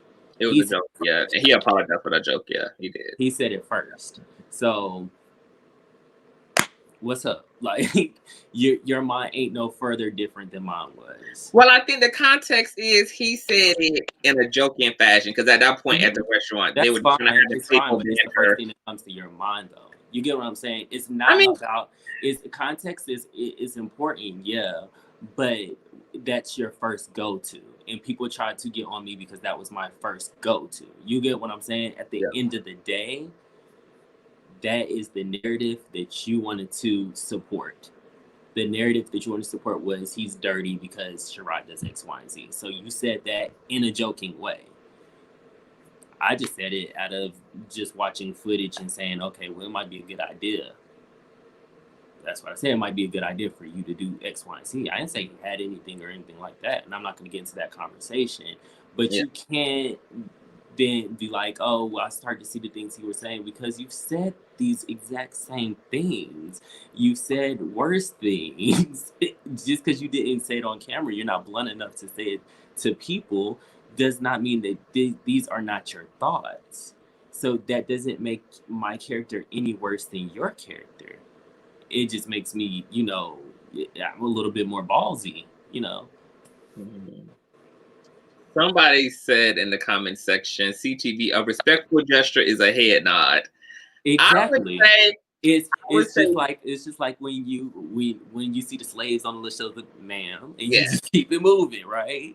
You don't turn around out of your path to come and hug me, smile. Like, I mean, I took that gesture as like everything is okay. Everything is all right. Not even it's okay or it's all right. It's just like everything that we are like separated from about is not bigger than what we already built and what we have. So that's how I took it. So for it then to be a problem, it was just like, okay, you obviously you need a moment, and now I'm your sacrifice for that moment. So you keep on going. I don't know, Cordae, because I'm looking at it in terms of how it played out on a show, and I'm thinking he looked like he was trying to do the least when it came to your name. Like, maybe if I don't name him, he can't get out here and say, "Oh, I said his name. I'm trying to clout chase." So he was like, "Y'all all know who I'm not friends with. Y'all don't see us coming to." So I mean, he was just letting it be known, me and that person are not friends. So y'all can, So if anything gets said, if Cordae do interviews and talk shit, y'all don't got to come back to me like why your friend is whatever, because I'm letting y'all know publicly me and him are no longer acquainted. So it's to me, when friendship and one of those things, there's never it's just like I said last season, these men have like no integrity At the end of the day, we're friendships. We build a friendship. You separating yourself from me should be the very least of your worries, your issues, or anything. You should be able to speak my name with respect, just like I've spoken your name with respect. You should be able to defend me and not feel any regret from it. You should be able to say that your thoughts were solely your thoughts last season, and you should be able to say it this season. It shouldn't have been this person kept me from doing X, Y, and Z. I didn't keep you from doing anything. You were on camera during filming. You were more outspoken than I was. I was only outspoken when I was triggered to be outspoken. I spoke when my opinion was asked. You spoke because you can talk. So that's you. Don't try to make it seem like I was the reason why you fell out with everybody and people didn't like you because of me. Yeah. If anything, the way that our community works and how petty they are, they're going to try to befriend you to make me mad. Yeah. But they didn't do that because they know I'm completely unbothered by that. So completely unbothered by that. You be friends with whoever you want to. You can do whatever you want to. That's the difference from a real one and then the fake ones that you're running after now, trying to be on camera with people. Because I don't care who you're friends with. You've never had to befriend, say that, I can't really fuck with Cordae because I want to be friends with Charlie. After Charlie, we seen how Charlie tried to do me first season. I'm not going to hold that against you because I really don't care. I don't care who you're friends with. That's your business and what you do because you're your own man. Because you should not be weak-minded enough to then say, he affected my relationships with other people. Yeah. No. So, well, I'm a say what I said to both of y'all. I told Trey, stay up out of the comments. Kaya, stay up out of the comments. Everybody's saying the same thing.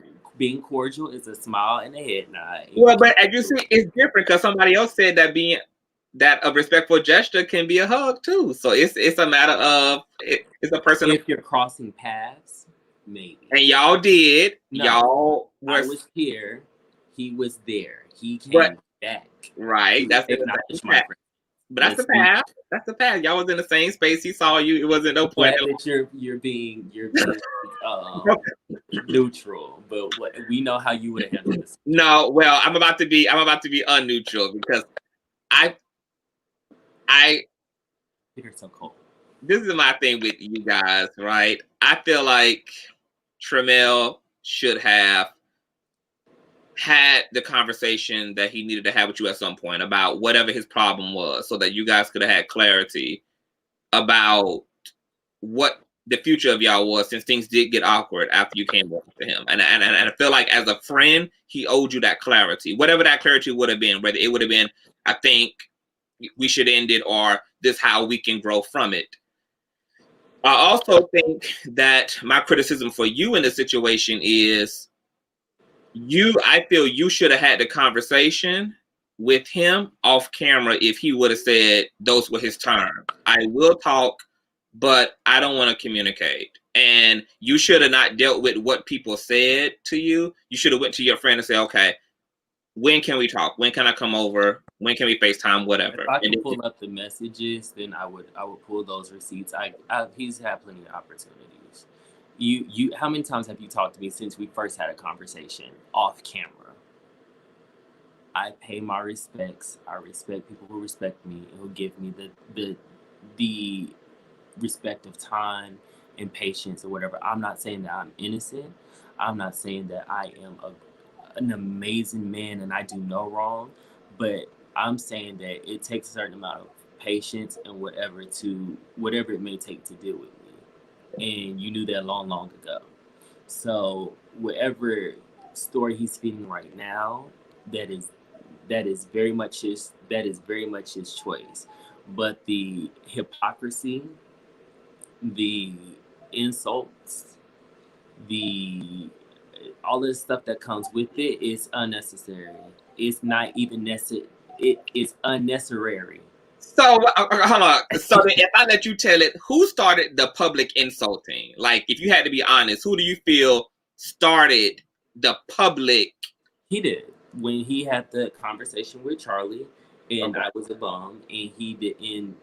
Either he could have not let that conversation happen, And we know how we all can do that. Because I don't want to hear the whole, oh, well, you can't make people not say something. Yeah, but you can shut something down. And if he would have shut it down, it would not have been a conversation that would have made the show.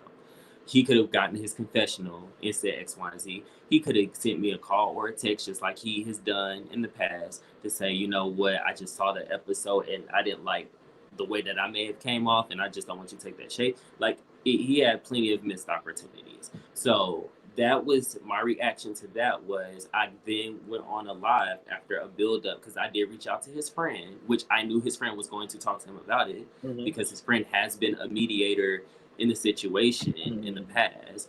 And I was like, should I take it this way?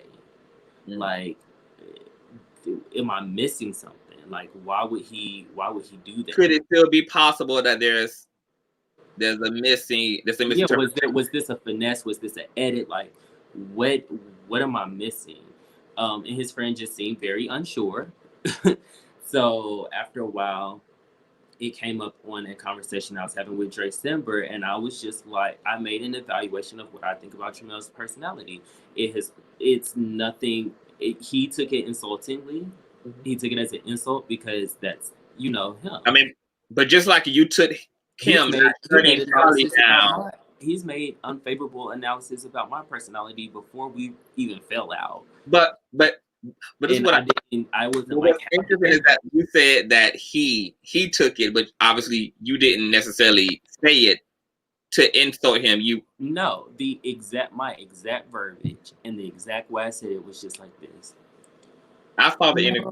I'm getting into character. This is how I was talking to Dre Simber. If he's in the room, he can attest to this. I was like, no, I just think that Tramel, when he feels supported, he's able to speak his mind more. He's more vocal when he has, you know, someone in his corner to be supportive. And that's his personality, and that's okay. There's nothing wrong with that. It's exactly what I said. In the exact tone.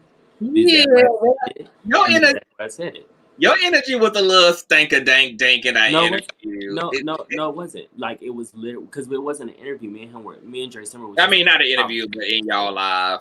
Oh yeah, when we were talking, it did seem like there was a little bit of tension, though. It did seem like there was some tension in you. Like, it wasn't coming. Of course, there was the tension of watching that clip, but there was literally my tone was. I went back and watched it. My tone was just like that. But do you know why he's going to say that as an insult? The reason why he's going to say that as an insult because he feels like everybody. No. They said about him. Oh, go ahead. Sorry. Everybody feel it's because if you don't start saying certain things about me until after the fact that we're not friends, then I know that it's not coming from a friendly place because you didn't say I didn't have a backbone and couldn't speak for myself. I didn't see that's what I said. Well, okay. You got it. I'm a very literal person, and I use my words quite literally. I said supported.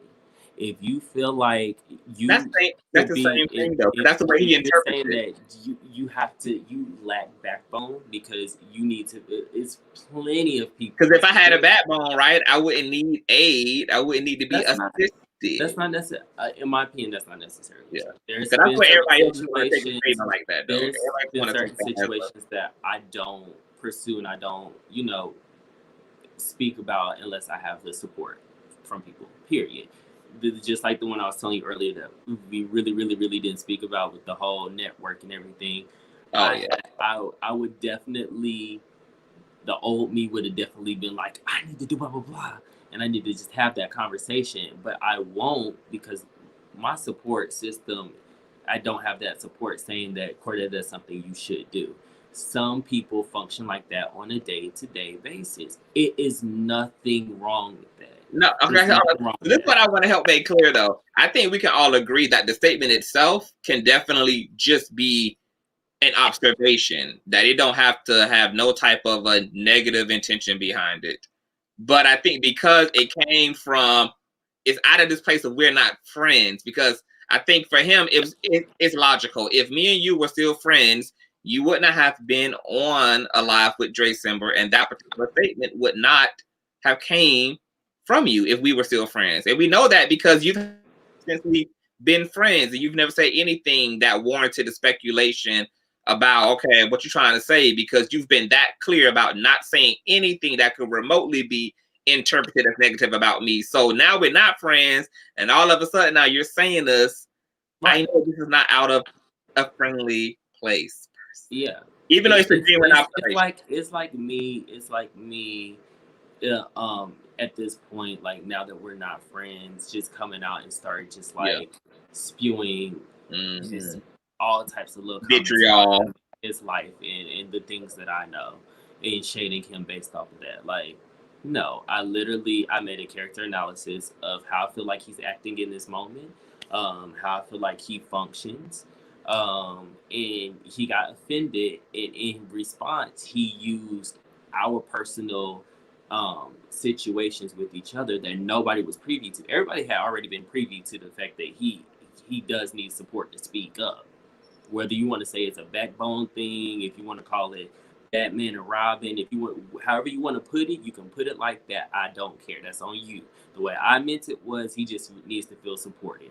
A lot of people need to feel supported before they hit the stage. But for you to then dig into our friendship and then start pulling out the deep and dirty and the dark to try to make me feel insulted or make me feel a certain way, that's tacky. It's super. Okay, but I'm gonna have to pull it back on you a little bit too, though. If your integrity as a friend is, I'm not going to do that to you, what made you then just even make that comment? Because you also could have avoided saying anything despite Tremel. Well, at that point, one, we weren't friends, and that is a general character analysis of his personality. I did not say anything factual. I didn't say this is a fact. I did not put any of his business out. I did not make any disgusting, insulting comments towards him or to him. I didn't do anything to support a narrative, untrue narrative that is already out there. So I don't care how anybody spins it. I don't care how. I will say that the way he responded was overkill, but I also agree with him knowing that you was being a little shady, but his response was overkill as a result of the shadiness. So I agree, but everybody in this comment section is not hearing anything, including myself, who have spoken to both you and Tremel. I've not heard anything yet that, to at least me, justifies why y'all can't. Not necessarily be friends, but just have a cordial exchange and clear things up and move on. Well, for me, it's it's the character, the character and the integrity. If you don't have that now, you'll never have that. That's not true. What about growth? For me, that's just. I'm not saying that it's across the board and that's how everybody should feel and that's how everybody should think. I would rather not invest or waste my time on someone like that. The people that I befriend and that are my friends and I fuck with, we don't do that. So that's just me. That it should have never came to it. And it hasn't just been that. There has just been continuing to, like I said, say the cowardly and hypocritical things. It at this point, it's just kind of like you're coming for somebody who doesn't come for you. Like, I have not came for you, and I still at this point haven't really came for you. Like, you know what I'm saying? Like, I really haven't. Now I'm calling you on your hypocrisy.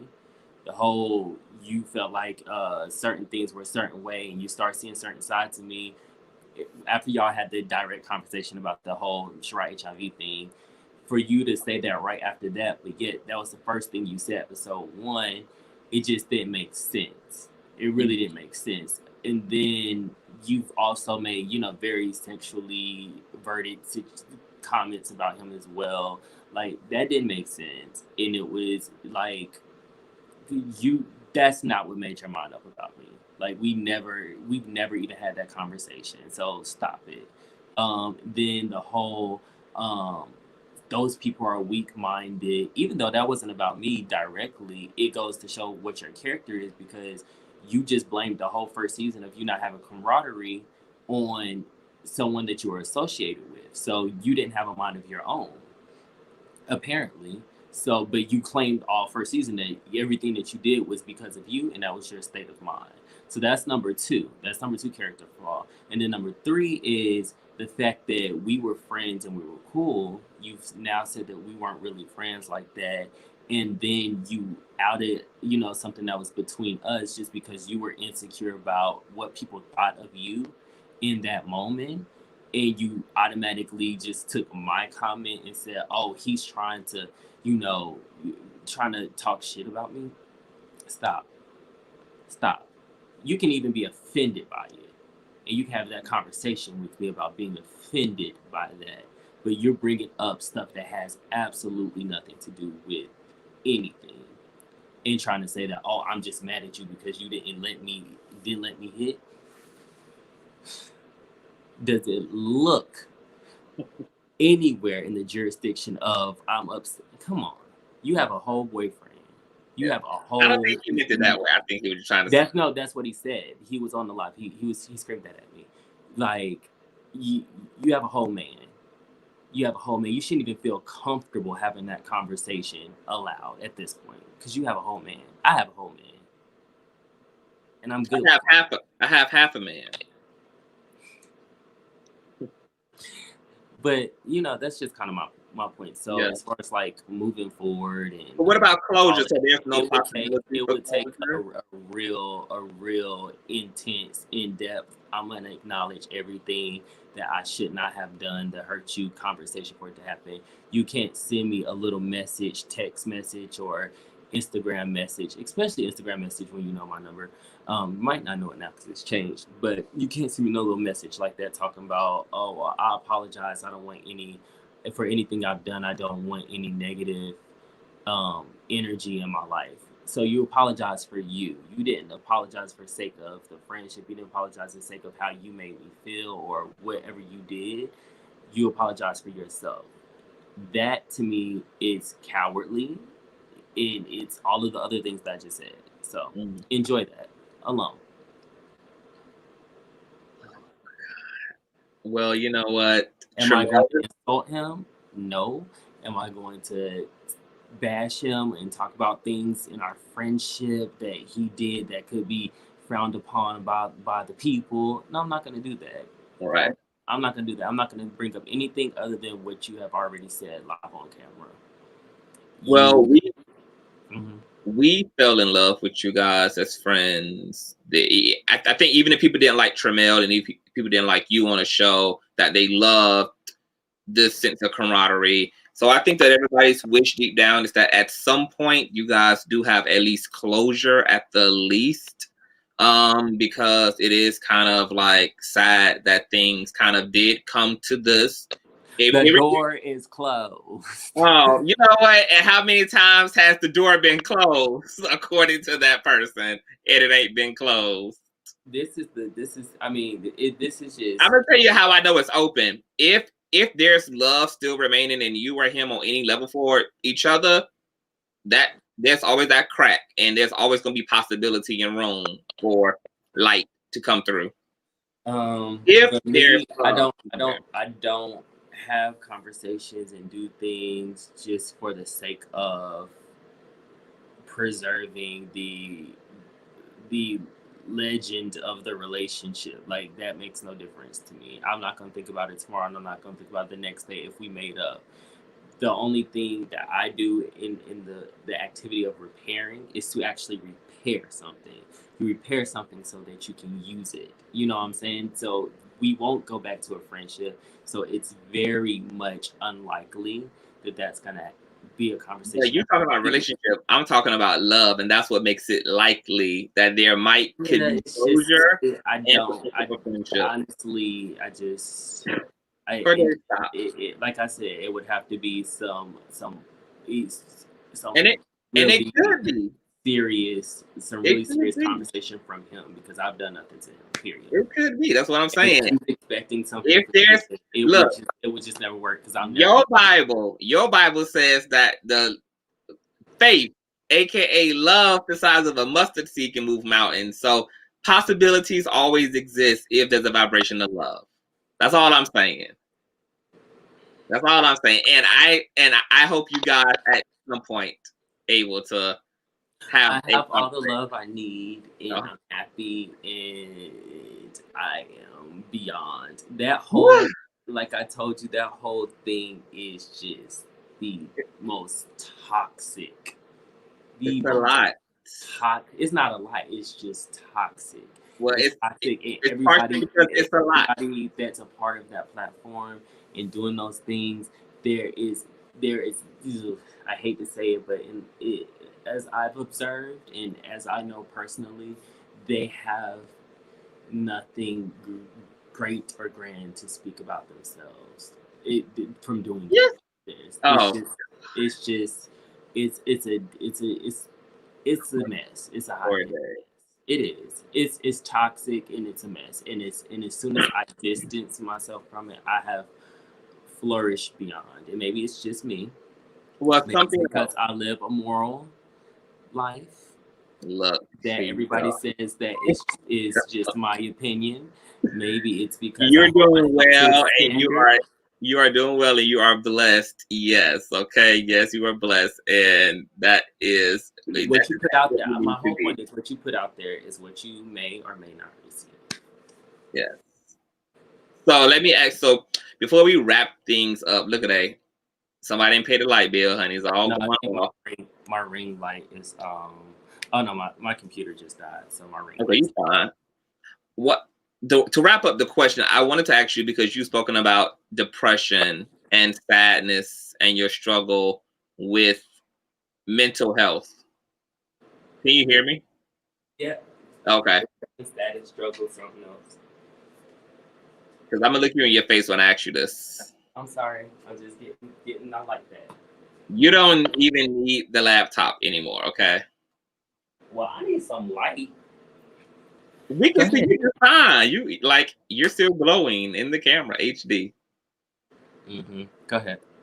How did you take, especially after meeting this young man, how did you take the passing of Takator? Like, how did that impact you?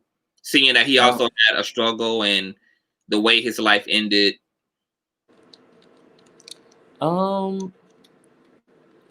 It goes to show. Can you hear me? Yes, I can hear you, and we can see you wonderfully. Okay. Mm-hmm. It just goes to show that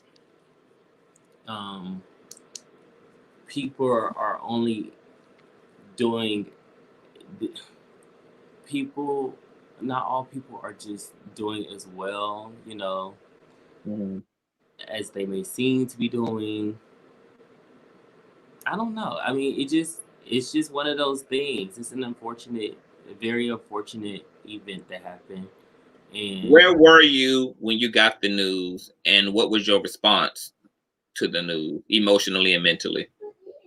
I don't remember where I was or what I was doing. But my response was I kind of felt like, ooh, I wish I would have reached out, because though on camera and in front of the public, we did not have a great relationship after the show.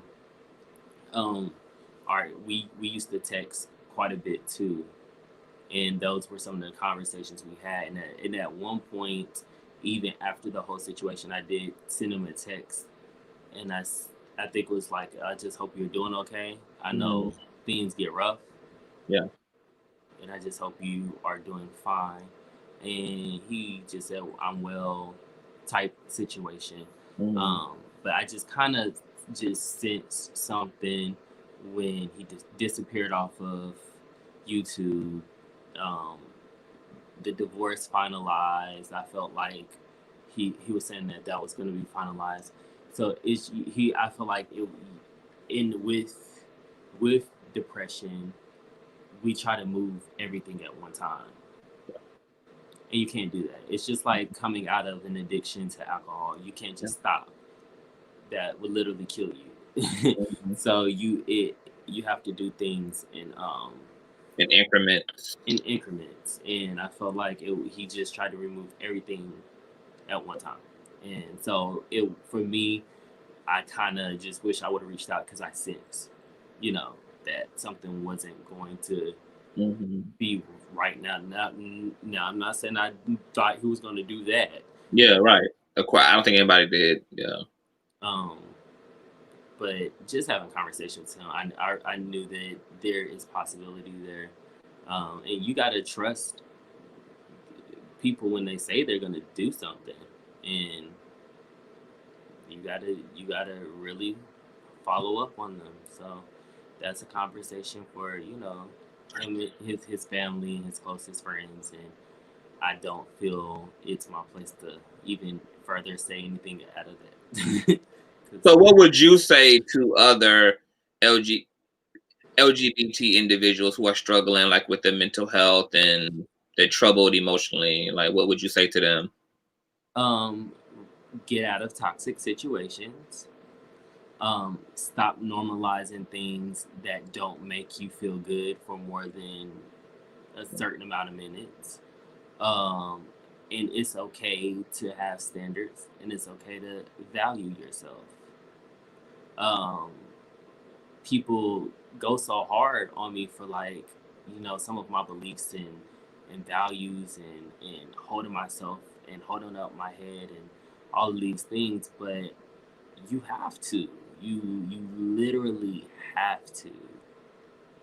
In this industry, in this world, in this day and age, if you don't, you may not see, some future days.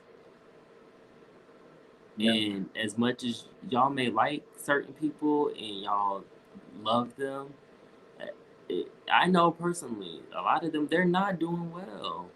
They're not doing well. It's nothing to look up. They can't be, considering all the goddamn drama that continues to go on. It's nothing to look up to, and it's nothing to sit on your computers and defend. It's nothing to sit on your computer to defend, and it's nothing to look up to. If anything, reach out to them personally and say, you know what? Something's going on. You're hurting, or do you need my support? How can I help you be better? Blah, blah, blah. Like Dre Simber, for example. Me and Dre Simber did not like each other. Dre Simber actually literally tried to hit me. Put a stop to that. He tried to hit me. He definitely missed. But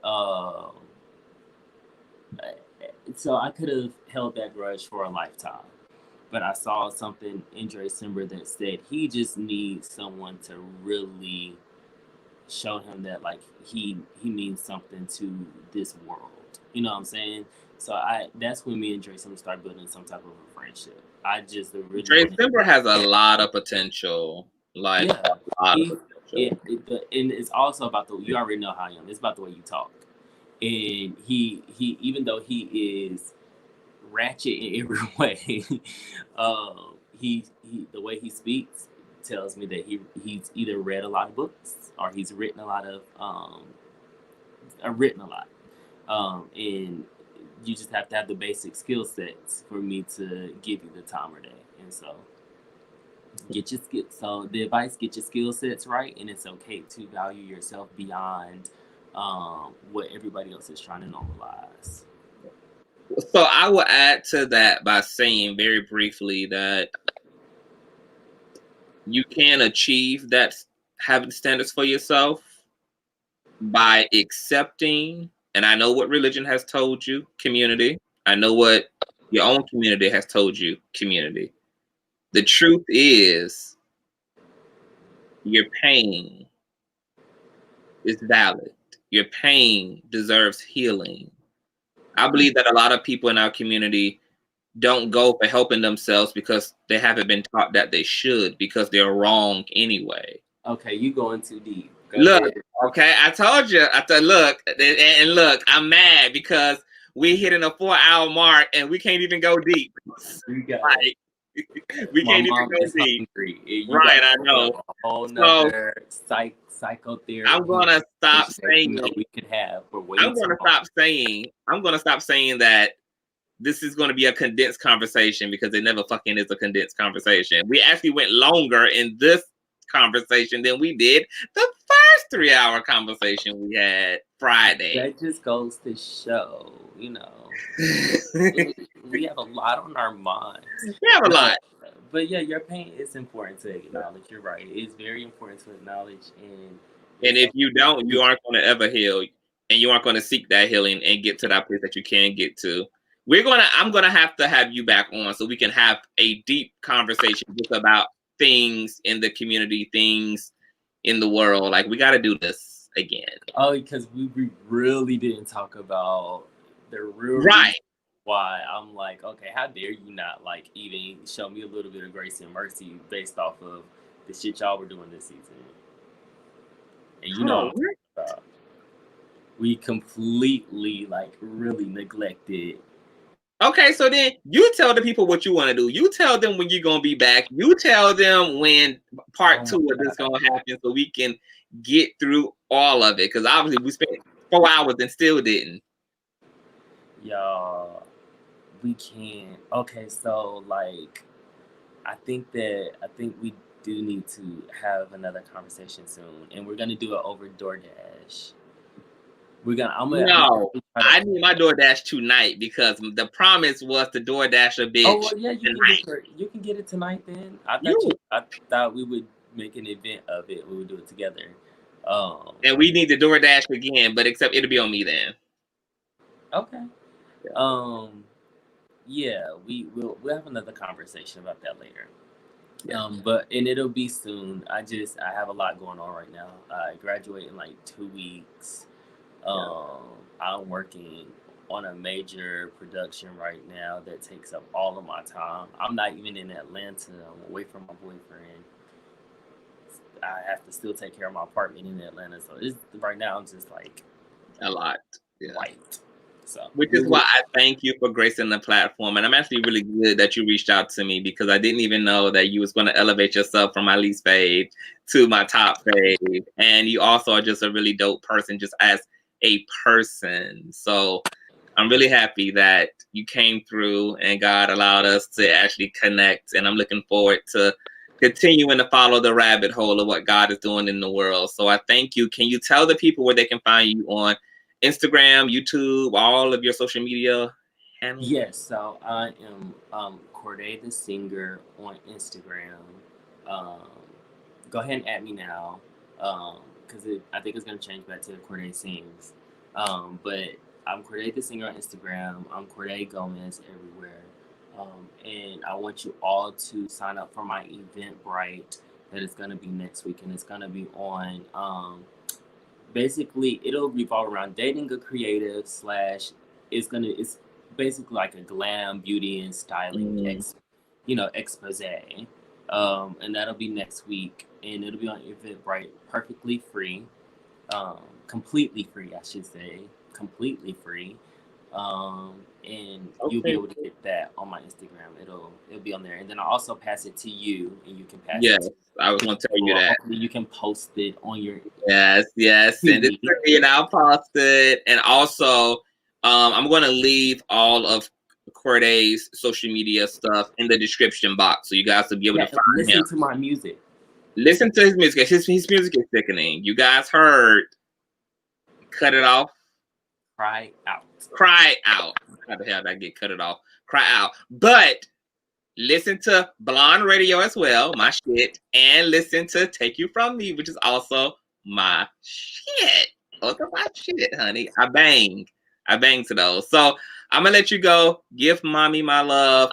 Thank you for coming through. This has been an interesting unpacking. So bring your ass back. I will. I'll see you soon. Okay. All right. Bye, love. So there it is, you guys. Cordae is out, child. 4 hours later. And now we know why everything went to hell on season 1. I'm going to wish Cordae and Tremel's friendship the best. And I'm going to also say to viewers of any reality show, keep an open mind. There's a lot of moving parts aside from the reality stars themselves. Production, editing, There's a lot of agendas, okay? So it's okay to have an opinion as a viewer, but don't be invested beyond that, because you'll be surprised at what you'll learn about what actually happens on these shows and what actually happens behind the scenes, okay? So on that note, I believe episode 8 of GSTATUS is about to premiere in about like literally 6 minutes, okay? This has been a long-awaited episode. It's been like, what, 3 fucking months because all of the goddamn cast quit. So you guys head over to GSTATUS on YouTube and tune in for episode 8. It looks like Ja got his shit together, and we're going to be able to see what else transpires, even though I'm pretty sure, considering what's going to happen going forward, some of the castmates wish this season would have remained incomplete because it gets worse. That super trailer implies it gets motherfucking worse. So if you're new here, subscribe to the motherfucking channel. We're going to be doing a lot of G Hustle reviews and a lot of interviews, all of that good jazz. Comment, rate, and subscribe. I love you all. I'm about to get butt-ass naked. Give me some food. Lay down and watch this episode and get my life. And I will see you guys tomorrow because we got some Tasha K. Jaguar Wright Storm and Row shit to get into. Okay? I love you all. Ciao.